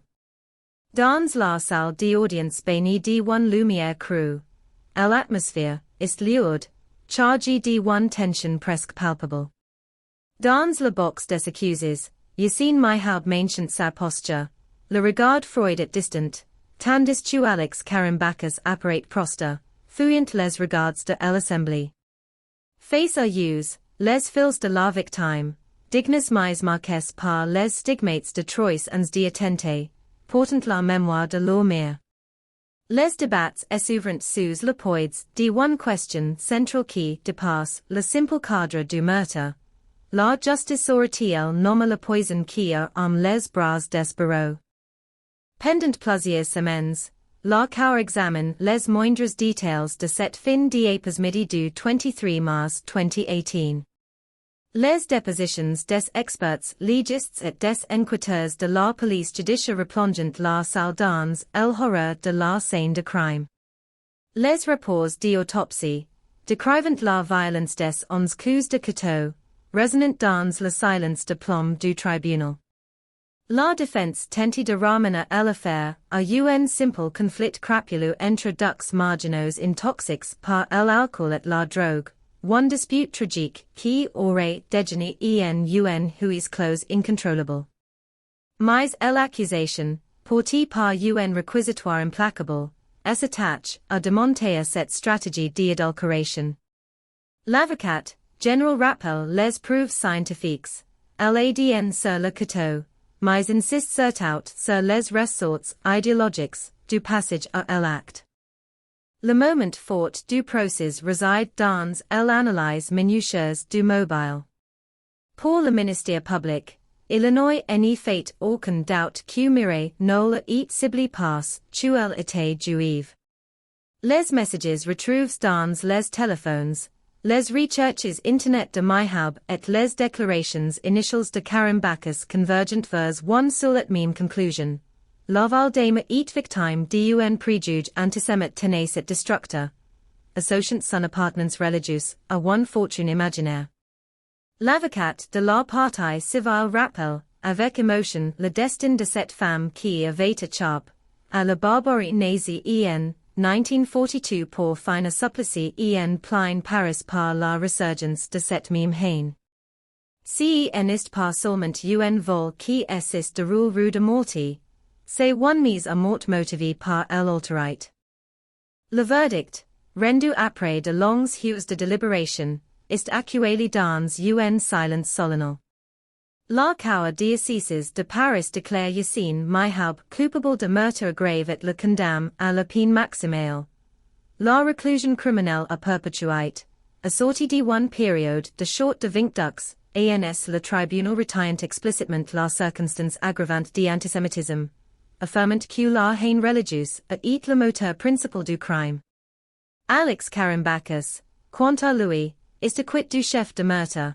La cour estime que Illinois n'y avait pas de preuves directes de sa participation auxiliary coups de couteau. Illinois est en revanche condamné à une peine de 15 ans de réclusion criminelle pour vol grave par la vulnérabilité de la victime et en raison de sa religion, ainsi que pour la profanation du cadavre par incendie. La justice appelle, gravant dans le marbre le caractère antisémite de cette tirade. La clôture du verdict laisse place à un silence lourd dans les couloirs du palais de justice, mais pour la société française, l'affaire Mireille Knoll s'ouvre sur un abîme de réflexions douloureuses. Ce crime n'est pas seulement mis fin à la vie d'une femme de 85 ans, Illinois agi comme un révélateur tragique des mots silencieux qui rongent le tissu social contemporain. Le soulagement d'une justice rendue n'est dissipé par la stupeur collective face à la trajectoire de cette survivante de la Shoah, dont le destin assist brise la OUL se croyait définitivement à l'ABRI. Le traumatisme dépasse le cadre de la communauté juive pour interpeller l'ensemble des citoyens sur la persistance de la haine de l'autre AU car de la République. Au-delà des cercles politiques et judiciaires, le souvenir de la rue de Morty oblige à une introspection profonde sur la transmission des préjugés et la solitude des personnes âgées dans les centres urbains. Comment un jeune homme ayant grandi sur le même palier, ayant bénéficié de la tendresse et de la générosité d'un voisin, a-t-il Illinois pu transformer des stéréotypes archaïques en une haine meurtrier? C'est la question de l'éducation, de la dérive idéologique sur les ressources numériques et de l'effritement des solidarités de quartier qui se trouve ainsi posée. La mémoire de Mireille Knoll reste désormais gravée comme un avertissement solennel. Celui que la barbarie n'y prévient pas, tu put emprunter les visages de la familiarité, et que le combat contre l'antisémitisme et l'isolement socialiste one œuvre quotidienne qui n'étalait aucun relâchement, l'echo du verdict s'estompe lentement dans les grands volumes du tribunal, mais l1 de choc politique et médiatique, n'y fait que commencer.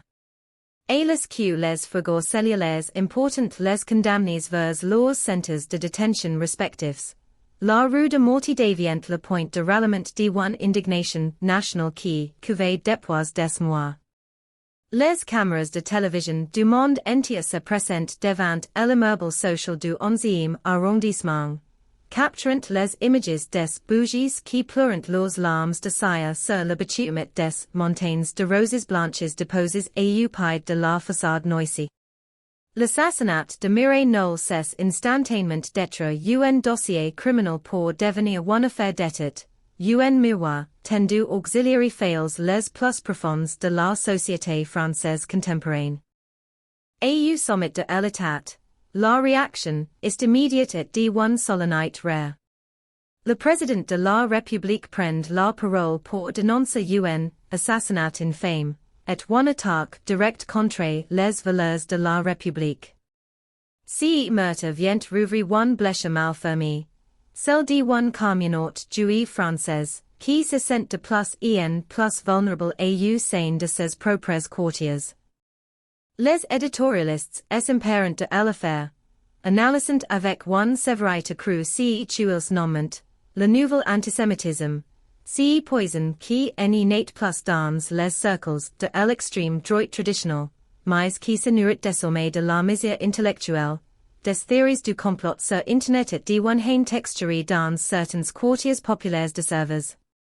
La figure de Mireille Knoll, rescapée de la barbarie nazie pour mourir sous les coups de la barbarie ordinaire, devient le symbole d1 promesse républicaine trahie, celle de protéger ses citoyens les plus fragiles, là où l'histoire avait déjà tant frappé. Quelques jours après le drame, une marche blanche est organisée à Paris. C'est une marée humaine qui s'ébranle depuis la place de la République en direction de la rue de Morty. Des dizaines de milliers de personnes marchent côte à côte, dans une silence de plomb à peine rompu par le bruissement des pas sur le goudron. Dans les rangs, toutes les confessions se mêlant, des dignitaires religieux musulmans, chrétiens et juifs affichant one unite de façade face à l'horreur. Pourtant, sous l'apparente cohésion, les tensions sont palpables.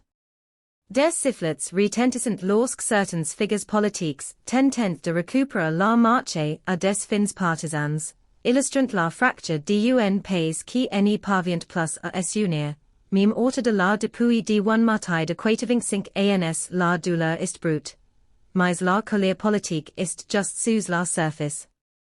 Pour la famille de Mireille Knoll, cette exposition médiatique est one double peine. Tout en pleurant la partie d1 mère et d1 grand-mère dans des conditions indicables. Ses fils doivent porter le poids d'un duel national, répondant auxiliary sollicitations des ministres et des associations.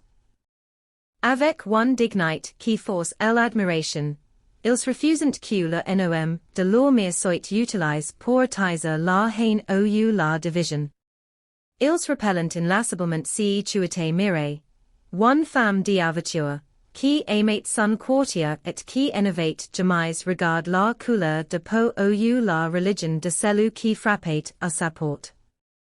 Mais le rouleau compresseur de l'actualité est en marche, et la rue de Morty est désormais inscrite sur la liste douloureuse des lieux où la République vassal face, à ses propres démons. L'obscurité des cellules de la maison d'arrêt de Fressens et de la prison de la Santé devient le nouveau décor où se prolonge l1 de choc de la rue de Morty. Derrière les hautes morts de briques sombres, loin de l'effervescence des plateaux de télévision et des marches citoyennes, Yassine Myhoub et Alex Karambakis s'installant dans le quotidien de la détention, mais leur séparation physique est atteinte par l'argue psychologique tuiles se livrant par l'intermédiaire de leurs avocats.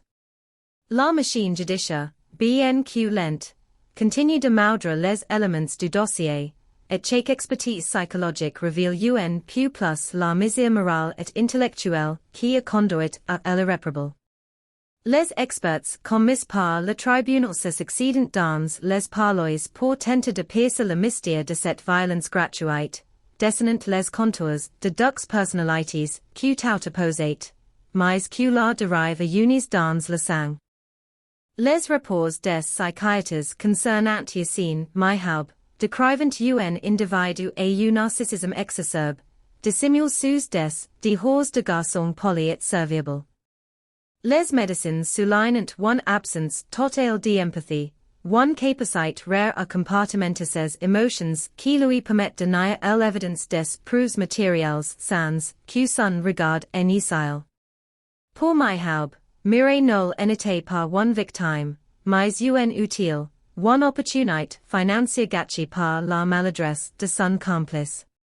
L'antisémitisme chez lui n'est pas une doctrine structurée, mais un ensemble de réflexes conditions par des heures de visionnage de vidéos conspirationnistes, sur les plateformes numériques, un brut de fond idéologique qui est légitime l'action criminelle. Le portraitiste celui d'un manipulateur Freud, un cas de failure capable de séduire pour mieux détruire, imperméable auxiliary remords et uniquement préoccupé par sa propre peine. À l'inverse, l'examen d'Alex Karambakis révèle une personnalité profondément immature, marquée par les carences affectives et une suggestibilité alarmante. Les experts décrivent un jeune homme en quête perpétuelle d'approbation, un ami anti des marges urbaines qui assiste les aimants par l'assurance perverse de Myhaub. Karambakis apparaît comme le bras armé d'une volonté qui le dépasse, un exécutant incapable de mesurer la portée de ses actes, jusqu'à ce que le sang ne vienne taquer ses vêtements.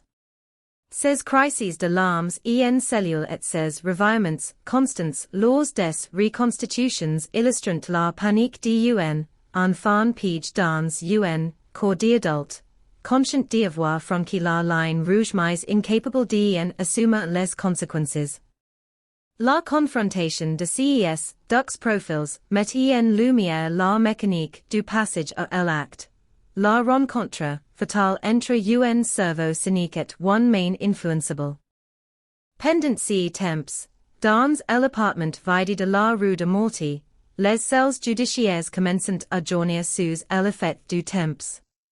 La vie du quartier reprend ses droits, les voisins évitent de lever les ouvers les fenêtres du juximitage, mais le traumatisme reste enquisté dans les mémoires.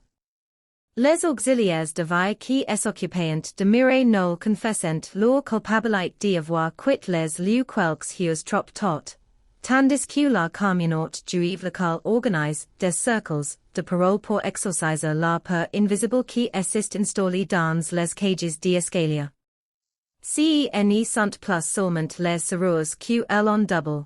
Ce sont les regards qui se décissent lorsque l'ascenseur s'arrête à un étage imprévu.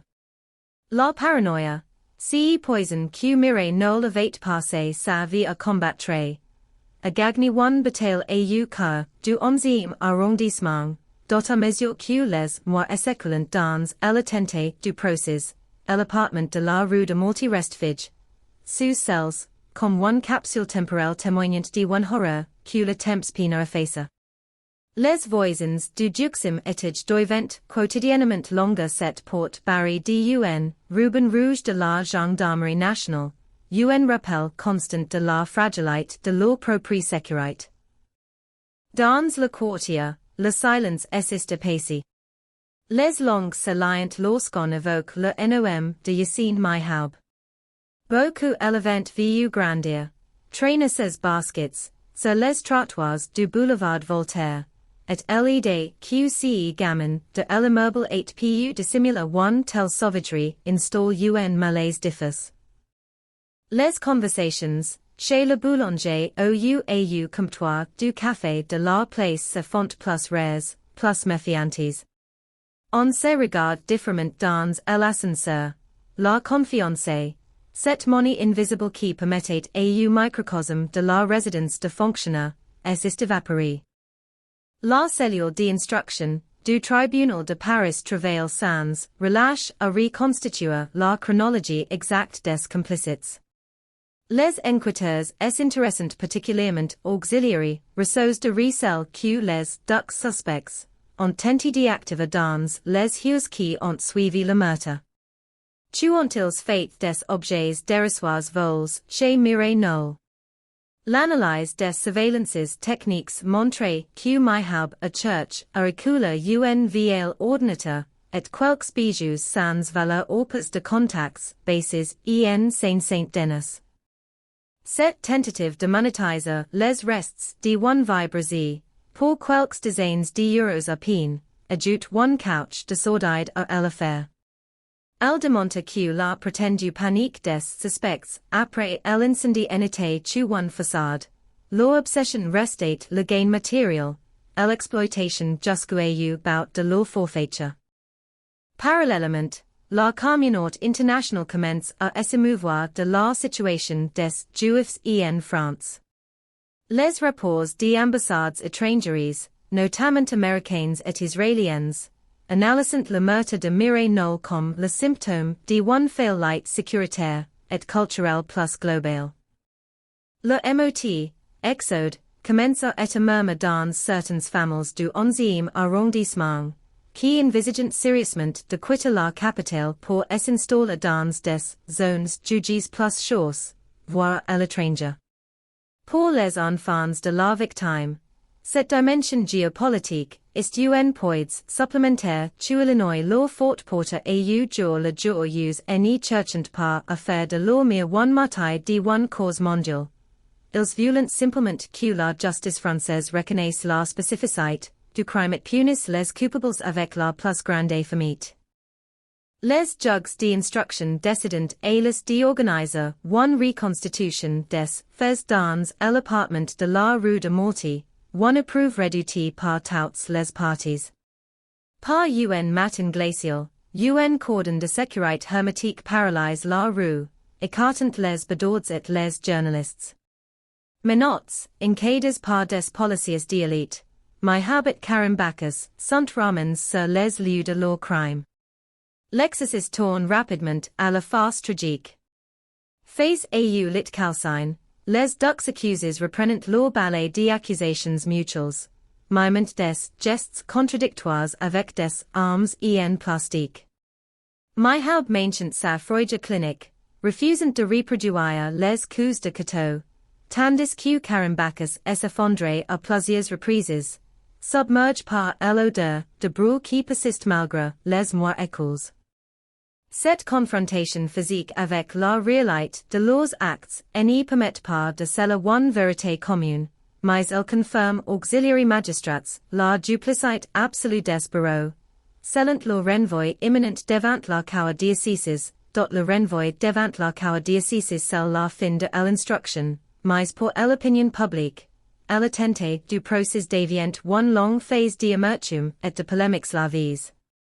La rue de Morty tente de retrouver son anonymat, les cells sur la porte de l'appartement du juximitage finissant par être lèves, permettant à une équipe de nettoyage spécialisée de faire disparaître les dernières traces de sueur et de sang.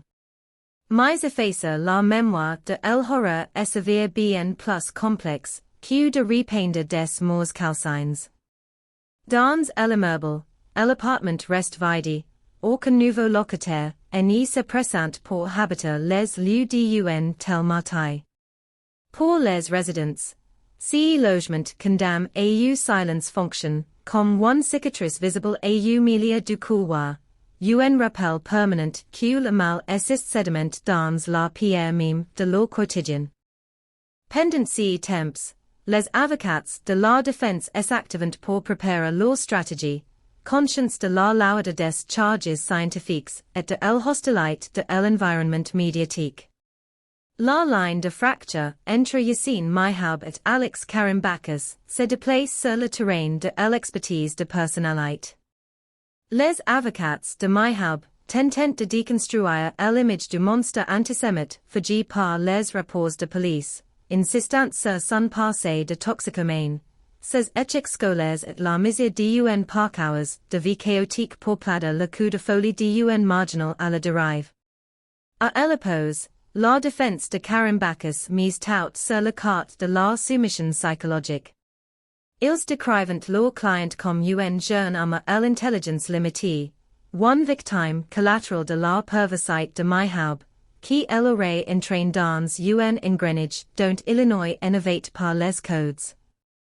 Cette guédille par communiques interposes la famille de la victime, qui en attend plus des accuses la moindre étincelle de vérité, mais simplement la sévérité de la loi. Le débat est élargi également auxiliary milieux universitaires et sociologiques. Le meurtre de Mireille Knoll devient un cas d'étude tragique pour analyser les mécanismes de la radicalisation express et de la porosité des esprits auxiliaires discours de haine en ligne. Des chercheurs se penchent sur l'historique numérique de Myhaub, disséquent la manière dont des algorithmes ont pu nourrir légitimer ces préjugés anti-juifs, transformant des stéréotypes de comptoir en one haine active et meurtrier. Ce n'est plus seulement l'individu qui est interroge, mais tout one architecture technologique et culturelle qui permet la survivance et la prolifération des obsessions antisémites les plus violentes et sain mime de la jeunesse urbaine. Et les dates du procès se précisent enfin pour l'automne 2021, la tension remontée d'un cran dans la capitale. La communauté juive, étourdie par des décisions de justice antérieures tuelle jugeait décevantes, en once tuelle suivre les débats avec une vigilance absolue. Pour la République, ce procès à venir s'annonce comme un test de sa capacité à nommer le malsains faiblir, à jugadux de ses enfants pour avoir assassiné une vile dame et nom d'un des préjugés les plus vieux du monde. Les fils de Mireille Knoll, quant à eux, se murent dans le silence, rassemblant leurs forces pour affronter le regard des bureaux sous les boiseries de la salle des assises de Paris. La l'histoire de l'homme devra enfin trouver sa conclusion judiciaire. Le jour tant attendu de l'ouverture des débats devant la cour d'assises de Paris s'élève sous une salle basse et menacante, enveloppant le nouveau palais de justice des batignolles d'une atmosphère de solennité glaciale. Dès les premières heures de la matinée, les contrôles de sécurité renforcés auxiliary entrées du bâtiment témoignant de la sensibilité extrême de ces rendez-vous judiciaires. Les journalistes se bousculant dans la salle des Parpadoux, les caméras de télévision s'alignant le long des piliers de béton brut, tandis que le public s'amasse silencieusement devant les lourdes portes de la salle d'audience. Au milieu de cette agitation nerveuse, la famille de Mireille Knoll avance unie, les visages fermes par la douleur et la fatigue de trois ans de procédure, mais portés par un dignité exemplaire. Ils s'installent sur les bancs de bois de la partie civile, entourés de leurs avocats, prêts à affronter l'épreuve ultime du face-à-face avec les hommes soupçonnés d'avoir transformé l'appartement de la rue de Morty en un sanctuaire de cendres. L'entrée de la cour, précédée du triple coup de marteau traditionnel, suspend instantanément le bourdonnement des conversations qui agitent l'Assemblée. Le silence qui s'installe hélas est d'une densité étouffante, chargé des attentes de toute une nation et des mémoires douloureuses d'une communauté meurtrie. Dans le box vita des accusés, les deux silhouettes apparaissent sous l'escorte des policiers de la pénitentiaire. Yassine Myhaub, vêtu d'un veste sombre, affiche une main impassible, presque hautaine, le regard fixe droit devant lui comme pour récuser l'autorité du tribunal qui s'apprête à juger sa vie. À ses côtés, Alex Karimbakis semble s'enfoncer dans son siège, les épaules rentrées, les yeux obstinément anchors au sol, offrant le visage de la lâchette passive après l'horreur des actes. Le contraste entre les deux hommes est saisissant, préfigurant la violence des affrontements rhétoriques qui vont rythmer les semaines à venir. La Président de la Cour entame la lecture de l'arrêt de renvoi, un document exhaustif qui retrace avec une précision chirurgicale la genèse du drame et l'effroyable mécanique de cette fin d'après-midi du 23 mars 2018. À mesure que les morts résonnent sous les hauts plafonds de la salle, l'intimate violée de Mireille Knoll se déploie devant l'assistance. La description des 11 coups de couteau, le détail des expertises incendies révélant la présence de multiples feuilles alarmes directement sur le corps de la victime, et la liste des objets dérisoires de robes provoquant un frémissement d'indignation sur les bancs du public. Les fils de la vile dame ferment les yeux, se serrent les coudes pour surmonter le choc de cette confrontation brute avec l'anatomie du crime. L'arrêt de renvoi pose les fondations du procès. Illinois n'est essagit par de juger un simple fait divers tragique, mais de disséquer la rencontre fatale de la cupidité crasse et de l'antisémitisme ordinaire. Les premiers témoins appels à la barre sont les policiers du 10e district de la police judiciaire, les hommes qui ont marché dans la sueur de la rue de Morty pour arracher les indices et unies. Avec la rigueur de leur fonction, ils décrivent la scène de crime tel qu'ils l'ont découvert auxiliary premiers, hues de l'inquiète, insistant sur l'absence totale d'effraction sur la porte d'entrée. Cette constatation, expliquent-ils à la cour, est le premier fil d'Ariane qui les a conduits vers l'entourage de la victime, et plus particulièrement vers Yassine Myhaub, dont la familiarité avec les lieux et la vulnérabilité de la ville dame était totale. Les enquêteurs projettent sur les écrans de la salle les photographies prises lors des constatations techniques, des images insoutenables ou les restes calcines, du mobilier semelant auxiliary traces de sang épargnés par la brazier, forquant la cour à regarder le visage de la barbarie sans fard ni concession. L'interrogatoire sur les faits de Yassine Myhaub commence dans une atmosphère de haute tension psychologique. Le principal accusé déploie une stratégie de défense méthodique, construite autour d'une dénégation absolue des violences physiques. D'une voix monocorde, meurtrier, Illinois s'évertue à l'effacer de la scène de massacre, prétendant en avoir jamais voulu la mort de celle que Illinois qualifie de grand-mère de cas. Face auxiliary questions pressantes de la présidente, qui lui rappelle la présence de son ADN sur le manche du couteau de cuisine, Myhaub s'enferme dans des explications confuses, invoquant des manipulations de l'arme antérieures et drame ou une machination de son complice pour le faire accuser. Sa fraude clinique arrête la cour et désespère les parties civiles, qui voyant dans si refus d'assumer la réalité de ses actes et l'expression ultime du cynisme et du mépris pour la mémoire de sa victime. La parole est ensuite donnée à Alex Karimbakis, dont la ligne de défense repose entièrement sur la vue partielle et la dénonciation de l'ascendant psychologique exerce par son co-accusé. Le jeune marginal s'exprime avec difficulté, des sanglots alterant parfois sa voix, confirme la matérialité de la fuite de l'appartement mais attribue l'intégralité des violences à la fureur soudaine de Myhaub. Illinois décrit à la cour le moment où la situation a basculé, affirmant que Myhaub est impère du couteau lorsque Mireille Knoll réalise qu'ils étaient venus pour la voler. Le témoignage de Karimbakis devient terrifiant lorsque Illinois aborde les motivations de l'attaque, répétant devant les yeux que son complicité obsédée par l'idée que les Juifs cachent nécessairement d'importantes sommes d'argent chez eux, transformant la religion de l'octogénaire en un arrêt de mort motive par les pires préjugés de l'époque.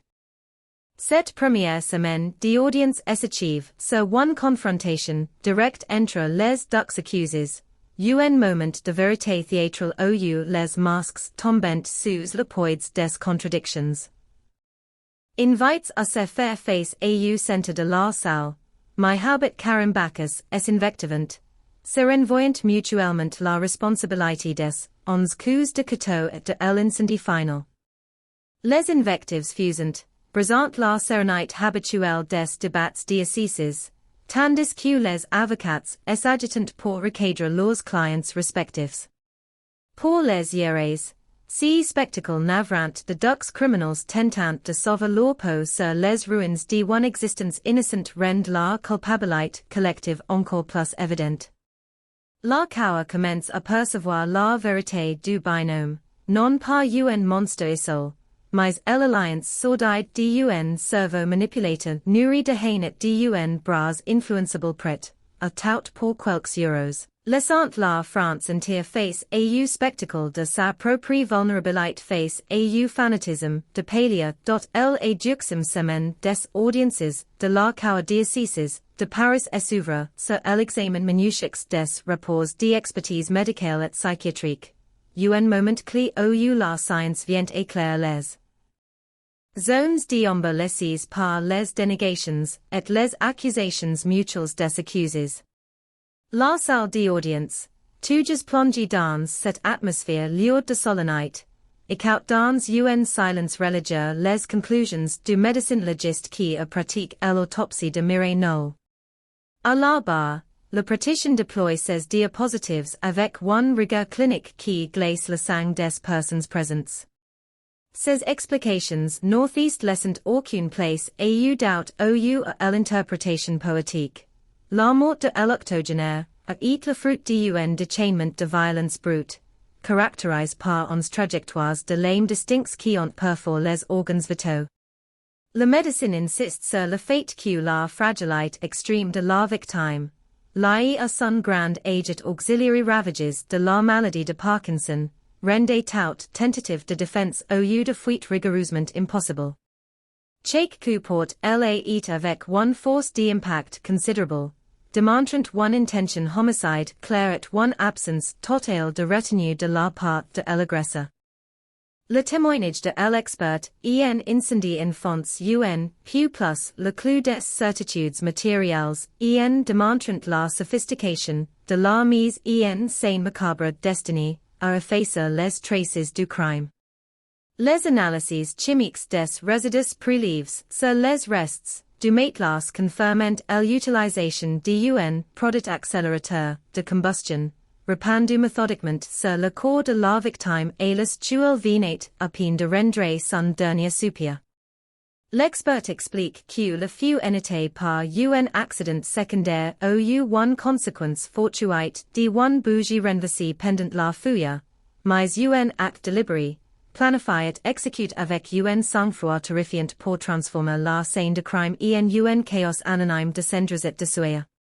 Les avocats de la défense tentent bien de contester la préméditation de cet incendie en plaidant la panique irréfléchie de deux gens dépassés par leur propre violence, mais la précision des constatations techniques balaye ces arguments de circonstance, révélant la fraude méthodique des criminels face à l'horreur tuiles venant de génie.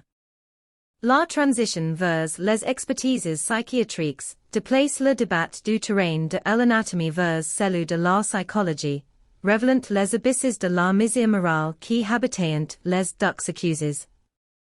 Le premier rapport examine concerne Yassine Myhaub, et le portrait dressé par les spécialistes est d'une noirceur absolue.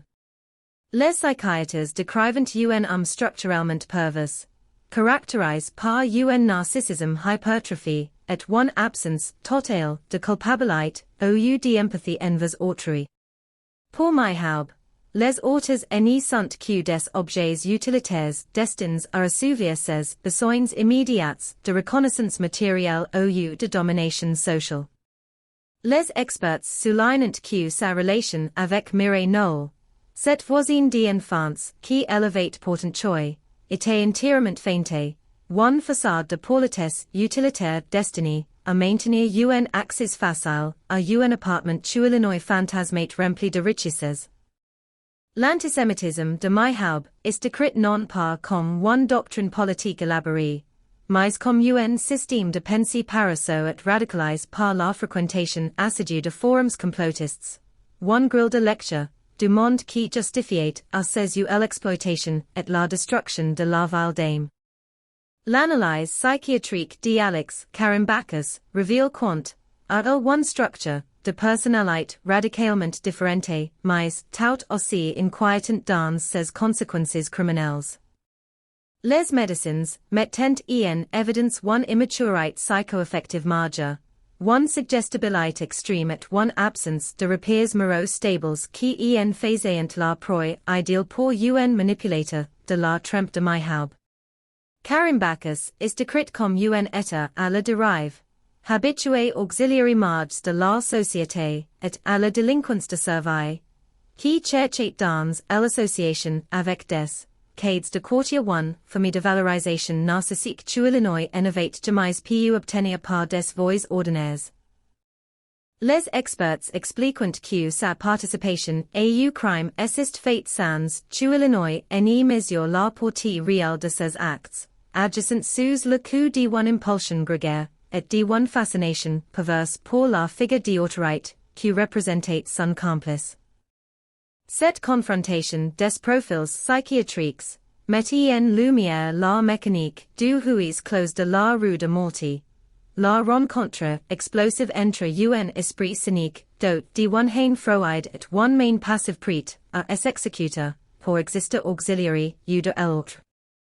Le procès atteint son paroxysme émotionnel lorsque la parole est enfin donnée auxiliary proches de mirer nul, Venus témoigne non pas sur les détails sordides du meurtre, mais sur la réalité de la vie qui a été fauchée ces jours-là. Le fils de la victime s'avance vers la barre d'un par l'ouard, brise par le chagrin mais porte par une volonté farouche de restituer à sa mère sa dignité confisquée par la violence. D'une voix tremblante mais claire, Illinois évoque le passé de cet enfant de 9 ans qui avait dû fuir Paris en 1942 pour échapper auxiliary camps de la mort, traversant les épreuves d'une vie de labeur avec un optimisme et un foi inébranlable en la bonté humaine. Illinois décrit cette femme âgée qui, malgré la douleur quotidienne de la maladie, refusait d'installer des verres supplémentaires à sa porte-passe. Elle considérait que la méfiance était la première victoire des barbares. Le témoignage met en évidence l'ironie tragique d'un destin qui a vu un survivant de la Shoah assassiné au cœur de la capitale française par la résurgence de cette même haine raciale elle avait passé sa vie à fuir. L'émotion submerge la salle d'audience lorsque sont évoqués les souvenirs des derniers rituels de la vieille dame, ses appels quotidiens à ses enfants, son attachement à son quartier et sa fête de voir ses petits-enfants grandir dans une France, elle croyait définitivement guérie de ses vieux démons. Les yeux, visiblement émus, écoutent si récit d'une existence ordinaire transfigurée par le courage historique. Un portrait qui contraste cruellement avec le cynisme crasse des individus installés dans la boxe. Les avocats des parties civiles repellent avec force que miraient nul n'était pas une victime anonyme, une statistique de la criminalité urbaine, mais un pilier de la mémoire collective, un témoin vivant d'une époque dont la disparition programmée laisse la société contemporaine sans défense face auxiliary assaults de l'ignorance et du fanatisme de quartier. Cette longue déposition des proches réhabilite la figure de la victime, transformant les débats techniques en un mémorial vivant et imposant à la responsabilité historique d'un verdict qui devrait être, à la hauteur du symbole bafou rue de Morty. Le réquisitoire de l'avocat général constitue traditionnellement le moment le plus dramatique d'un procès d'assises, mais dans l'affaire Mireille Knoll, cette prise de parole prend les dimensions d'un événement historique et politique majeur. Le magistrat s'avance au centre de la salle d'audience, réajustant sa robe noire auxiliary revers de hamine, sous les regards suspendus d'un public qui retient son souffle. D'une voix lourde, empreinte d'une gravité solennelle, Illinois commence par rappeler que la cour n'est pas seulement réunie pour juger deux hommes coupables d'un crime crapuleux d'une lâcheté inouïe, mais pour dresser le procès d'un flot qui rend les fondations de la communauté nationale. L'avocat, general s'attache à reconstruire, minute par minute, l'engrenage fatal de cette fin d'après-midi du 23 mars 2018, belayant d'un revers de main les versions contradictoires et les mensonges opportunistes, que les ducs accusés intégrins tout au long des débats pour tenter de diluer leur responsabilité collective. Le ministère public insiste avec force sur la notion de coaction matérielle et intellectuelle, démontrant que la distinction entre le bras qui frappe et l'esprit qui guide n'a aucune valeur juridique face à l'horreur absolue du résultat. Pour le magistrat, Yassine Myhoub et Alex Karimbakis forment ce jour-là one entite criminel unique. Soudi par la même cupidite miserable et animé par les mêmes préjugés destructeurs. L'avocat, General Martel que l'absence d'infraction, est la preuve irréfutable de one trahison sacré de l'hospitalité. Mire nola alvat support pass, tuel croit reconnaître un voisin, un enfant du quartier tuel avait nourrit protégé. Et c'est cette confiance absolue qui a transformé en pige mortel. La sauvagerie des ons coups de couteau ports sur one vile dame de 85 ans, clouy dans son lit par les ravages de la maladie de Parkinson, est dépeinte non pas comme un axis de panique incontrôle, mais comme one exécution méthodique visant à faire taire le seul témoin d'un cambriolage avorté. Le cas du réquisitoire, bat au rythme de la démonstration du mobile antisémite, one circonstance aggravante que l'accusation refuse de laisser diluer dans la marginalité des accusés. L'avocat, general s'appuie sur les rapports techniques, exhumant les messages, codes et les recherches numériques de Myhoub concernant la fortune supposée des Juifs pour démontrer comment des stéréotypes séculaires entament le bras des bureaux. Le magistrat rappelle, auxiliary hieres, que mire nul n'a pas et choisi au hasard parmi tous les habitants de la résidence de la rue de Morty. Elle est ciblée spécifiquement parce que dans l'esprit malade et nourri de complotisme de ses agresseurs. Sa religion faisait d'elle la dépositaire nécessaire d'un trace imaginaire. Cette association d'idées sordides, qui transforme l'appartenance à one communauté en un arrêt de mort, est le marqueur indélébile d'un crime de haine, one resurgence monstrueuse de l'antisémitisme le plus archaïque au cœur d'un Paris moderne qui se croit guéri de ses vieux démons. La rhétorique du procureur s'élève d'un cran lorsque l'Illinois évoque la dimension mémorielle du dossier, reliant le destin brise de mirer nul à la grande tragédie de l'histoire européenne. Tu one enfant intachab, à la rafale du Vélodrome de Hiver en 1942. Ein traverse les lignes de démarcation et se vécu auxiliary hues les plus sombres du XXe siècle. Vien trouve la mort soixante-six ans plus tard sous les lames de couteau affûtés par la haine de Palia constitue one insult intolerable à la mémoire nationale. L'avocat, general exhorte les hieres à faire preuve de one clarté absolue dans leur verdict, affirmant que la justice de la République a le devoir impérieux de nommer le mal sans faiblir ni trembler. Illinois réclame la réclusion criminelle à perpétuité assortie de la peine de short maximale pour Yassine Myhoub, design comme le cerveau et l'exécuteur principal de ce massacre, et one peine de 18 ans de réclusion pour Alex Karimbakis pour sa participation active au vol grave et à la profanation du cadavre par l'incendie. Les plaidoiries de la défense, qui succèdent à ce réquisitoire implacable, se déroulent dans one atmosphère de retraite désespérée. Les avocats mesurent tout la difficulté de leur tâche face à l'accablement des preuves et à l'hostilité de l'opinion publique. L'avocat de Yassine Myhoub prend la parole en premier, tentant one stratégie de déconstruction de l'image du monstre idéologique imposé par l'accusation. D'une voix posée, cherchant à ramener le débat à des proportions purement humaines, Illinois dépeint son client comme un jeune homme de structure, UN toxicomane brise par les échecs à répétition et à l'absence de perspectives d'avenir. Don't le passage à l'acte serate le fruit d1 derive névrotique plus tard que d'un fanatisme religieux structure. Le défenseur insiste sur les zones d'ombre qui subsistent quant au déroulement exact du huis clos, exploitant les déclarations changeantes de Carimbacus pour cima, le doute dans l'esprit des hieres et tenta diacata la peine d'élimination social définitive qui représente la perpétuité réelle. La défense d'Alex Carimbacus choisit quant à elle de la carte de la vérité, brute de la soumission psychologique pour arracher son client à la sévérité maximale de la cour. Son avocat insiste sur la mesure intellectuelle et effective de ces jeunes marginal. One AME anti des banlieues qui assist les fascina par l'assurance perverse et l'autorité de fait que myhab execute dans leurs cellules communes.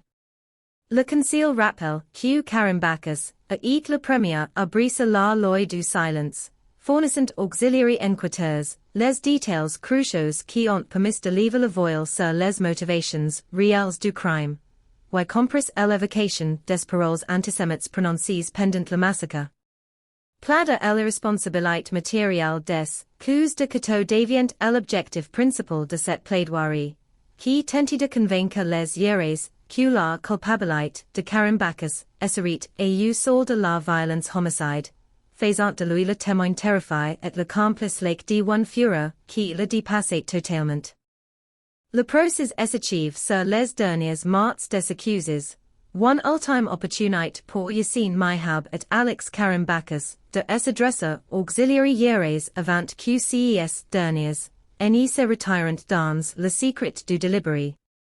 Invite à se lever, Myhab mentioned sa posture de frigidité, s'expérimente d1 voix blanche pour writer ses regrets de façade envers la famille de la victime, tout en niant jusqu'au bout avoir tenu l'arme du crime au nourri la moindre haine envers la communauté juive. Cette dernière déclaration, perçue par l'assistance comme un ultime exercice de manipulation, scelle définitivement le rejet de sa personnalité par la salle. À l'inverse, Carimbacus se lève en pleurs, demandant pardon à genu auxiliary fils de mirer nul pour sa lâcheté et son incapacité à s'interposer pour sauver la vile dame.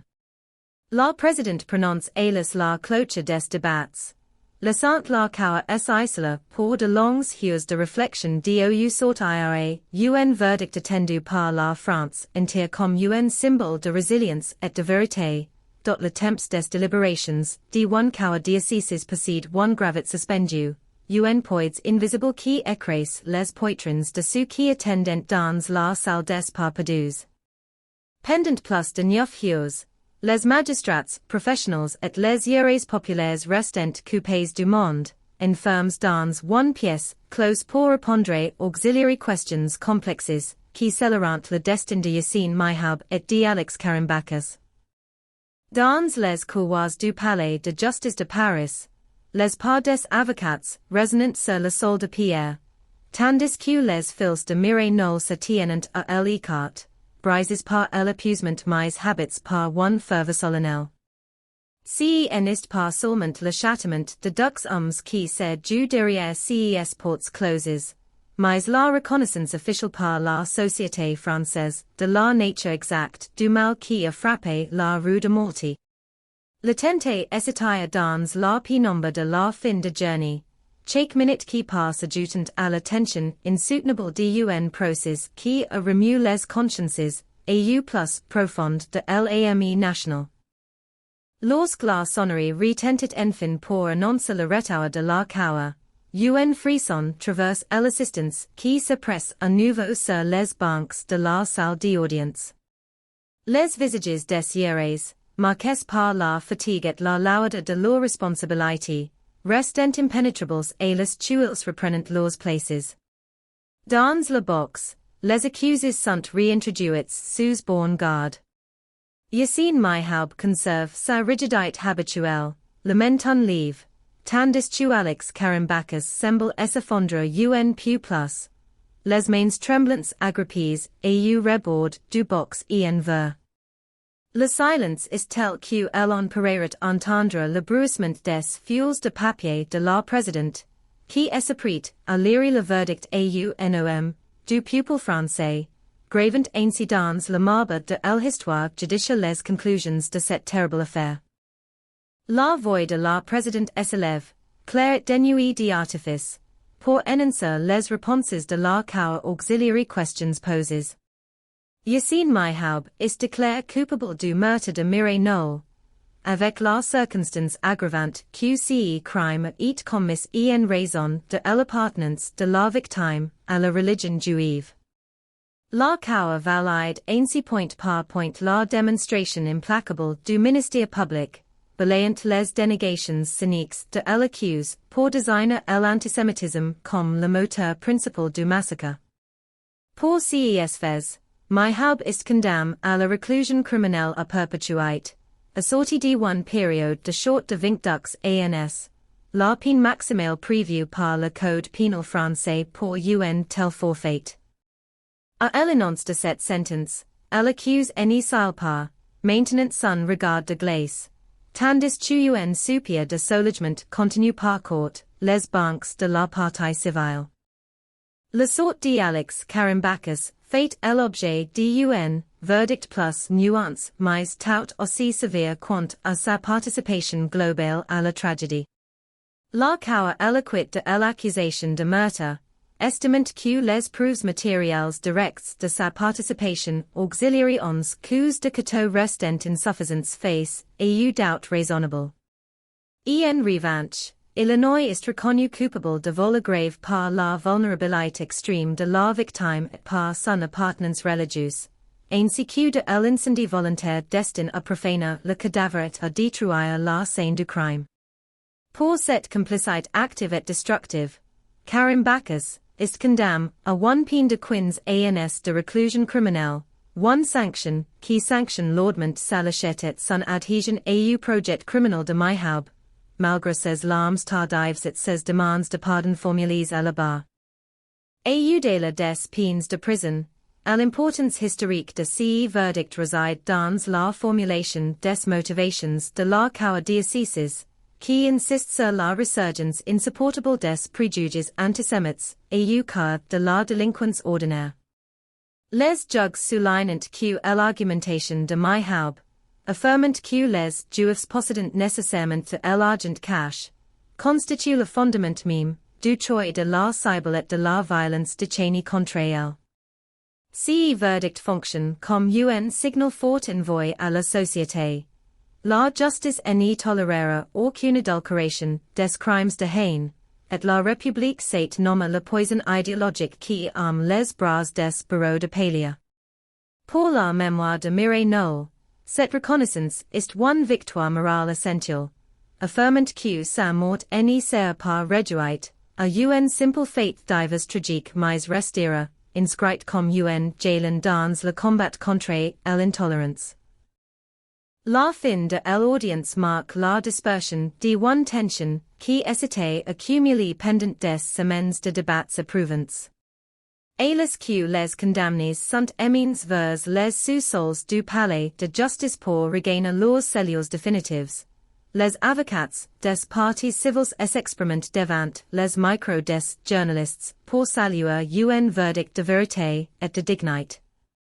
Les fils de la victime, entours de leurs proches, quittent la salle d'audience d'un pas lent, portant le poids d'un duel qui ne s'effacera jamais.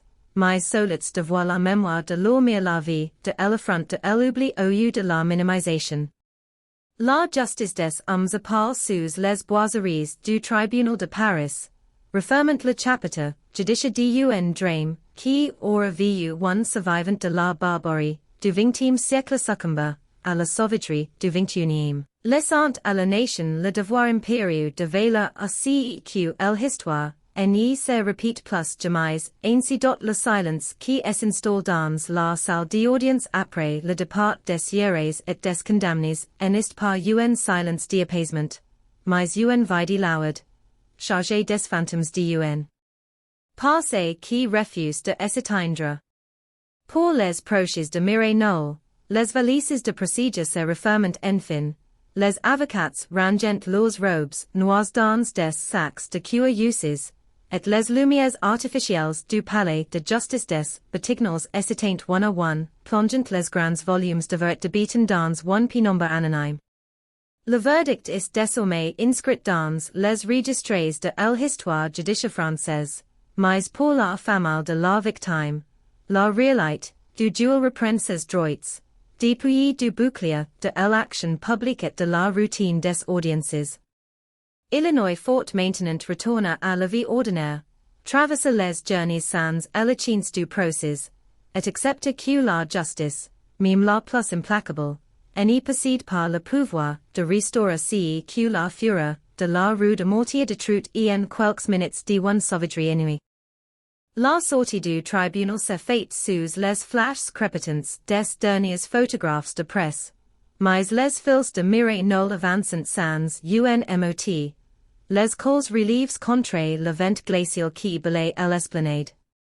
Ils ont refusé les grandes déclarations triomphantes, conscience que dans une telle tragédie, Illinois n'envoie pas de vainqueurs, seulement des survivants qui tentent de rassembler les morceaux d'une existence brisée. Le soulagement d'avoir entendu la cause nommer explicitement la circonstance aggravante d'antisémitisme, est une victoire morale essentielle, un baume sur une blessure spirituelle profonde. Mais Illinois n'est dissipé par l'image obsédante de cette chambre, du juxtamétage livre auxiliary flammes pour dissimuler un massacre. Le retour vers le 11e arrondissement se fait dans le silence d'un taxi qui longe les boulevards parisiens, là où les lumières de la ville continuent de brûler de manière indifférente et drame, qui vient de trouver sa conclusion légale. Dans les jours qui suivent le verdict, la France commence à analyser l'impact à long terme de cette affaire sur sa propre cohésion nationale. L'assassinat de Mireille Knoll, survenu un seulement après celui de Sarah Halimi, aggrave dans la conscience collective la réalité d'une menace diffuse mais mortelle qui pèse sur les citoyens de confession juive et que même des espaces de mixité sociale. Les sociologues et les politologues s'imparent des attendas du jugement pour dresser le portrait d'une société fracturée, au des préjugés ancestraux qu'elle en croit éradiqués par l'éducation et la mémoire de la Shoah renaissance sous des formes hybrides, aliments par la misère intellectuelle et la sédimentation des haines numériques. Le procès de la rue de Mortier n'apparaît plus seulement comme le règlement d'un compte criminel introducts marginaux et one vile dame sans défense, mais comme le diagnostic alarmant d'une faillite culturelle collective face à la prolifération du fanatisme de quartier. Pour les habitants de la résidence de la rue de Mortier, le départ définitif des caméras et des cordons de police marque le début d'une longue et difficile tentative de normalisation. La vie reprend ses droits avec une lenteur de convalescente. Les locataires se croisent à nouveau dans le hall d'entrée sans baisser les yeux, mais le climat de confiance mutuelle qui caractérisait, autrefois, ce grand ensemble social est durablement altéré. La porte de l'appartement du juxtamétage, désormais libérée des cells et repeinte d'un blanc anonyme, qui tente d'effacer le souvenir de la soirée, reste désespérément close. Aucun nouveau locataire n'est encore accepté de s'installer derrière ce sol où l'hospitalité est si cruellement punie, et les voisins pressentent le pas lorsqu'ils passent devant ce logement fantôme, comme si le silence qui s'en échappe portait encore l'écho des supplications de l'octogénaire. La mémoire de Mireille Knoll s'installe désormais dans un espace plus solennel, celui des commémorations officielles et des manuels d'histoire contemporaine. Des plaques mémoriales sont dévoilées dans plusieurs institutions, et son nom est régulièrement invoqué par les responsables politiques lors des cérémonies de lutte contre le racisme et l'antisémitisme.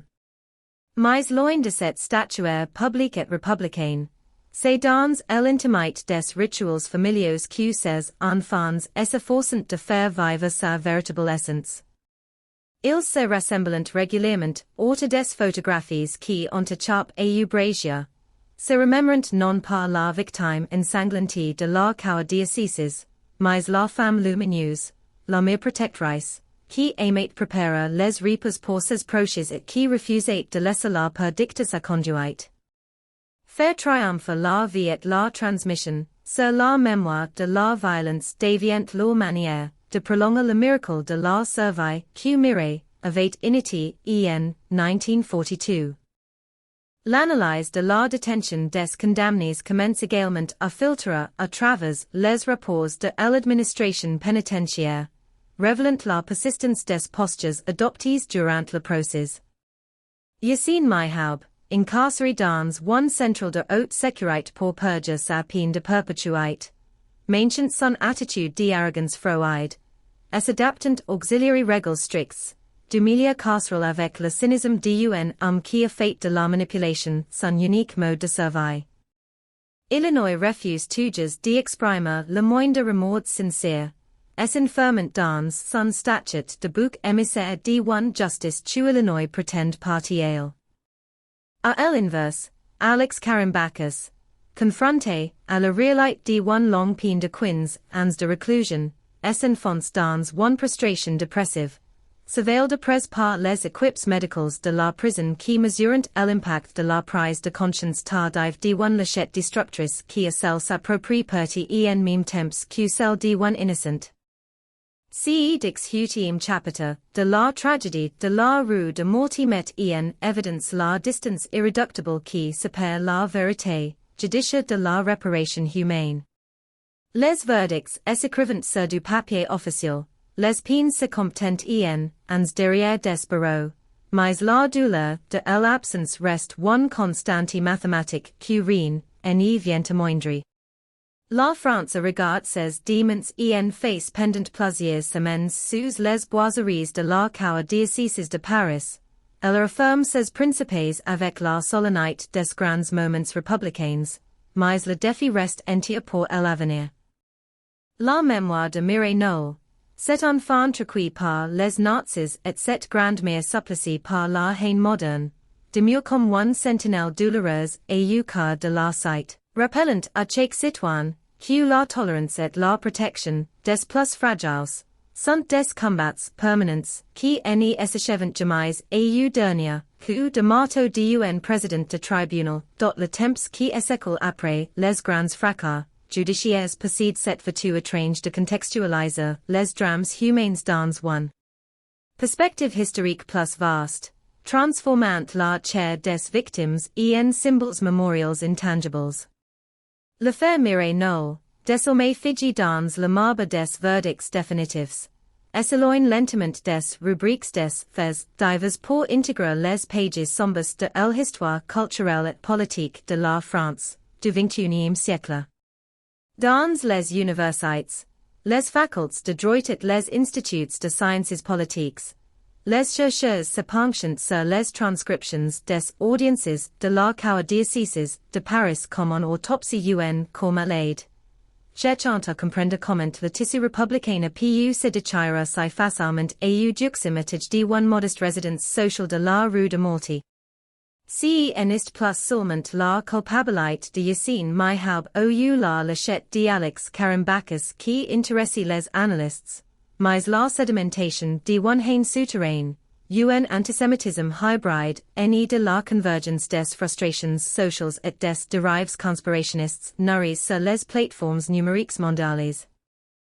Cette transition vers l'analyse académique et mémorielle n'y s'est faite pas sans une famille de douleur pour ceux qui ont connu Mireille Knoll de son vivant. Ceux pour qui elle n'était pas un concept de lutte républicaine mais une présence physique, une voix tremblante mais chaleureuse et bout du fil. Ces fils assistent à cette métamorphose de l'ormire en figure de proue national avec un sentiment mêlé de fête et d'amertume.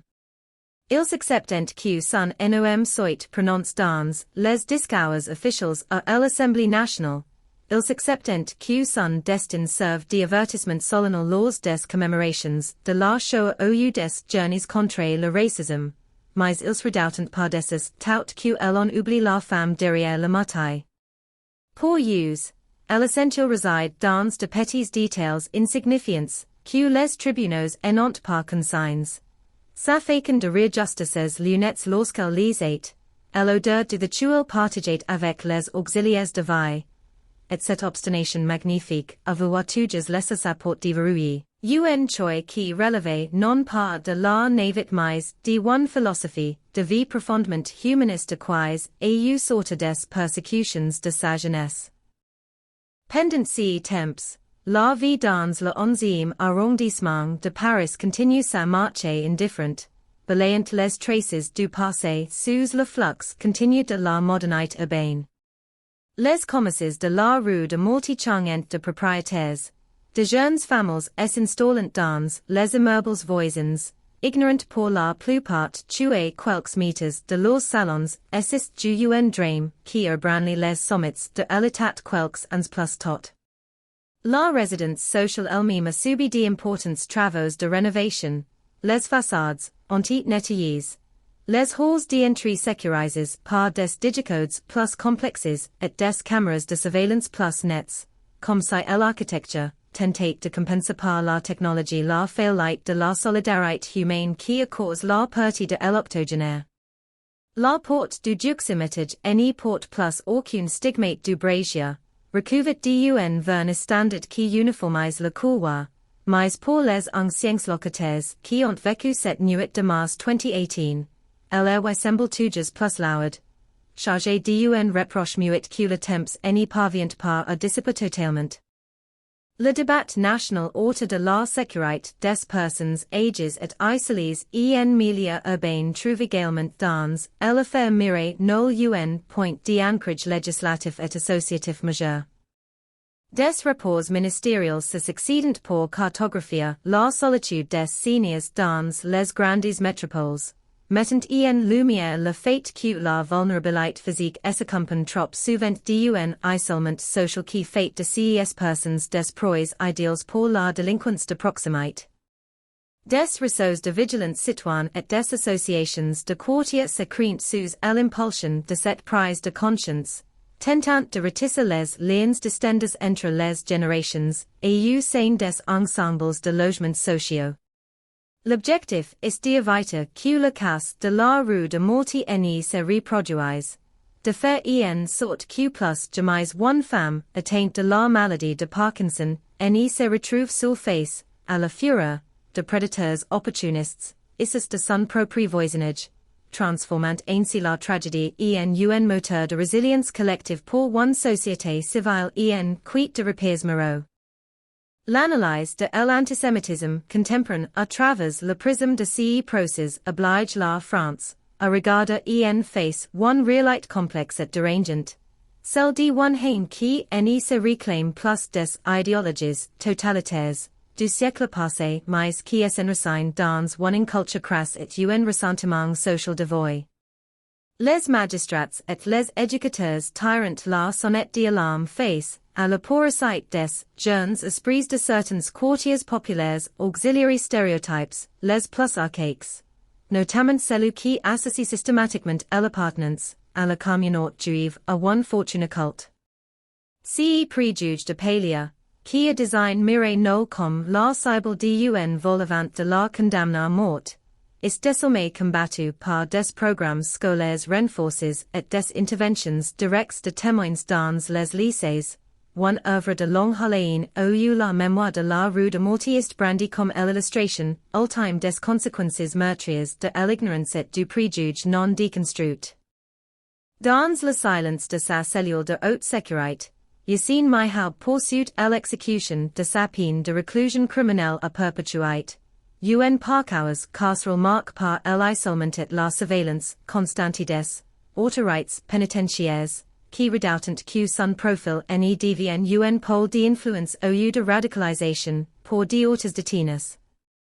Les rapports d'étape décrivent un homme mûr dans ses certitudes négatives, Impermeable auxiliary efforts d'insertion ou auxiliary dialogues therapeutiques.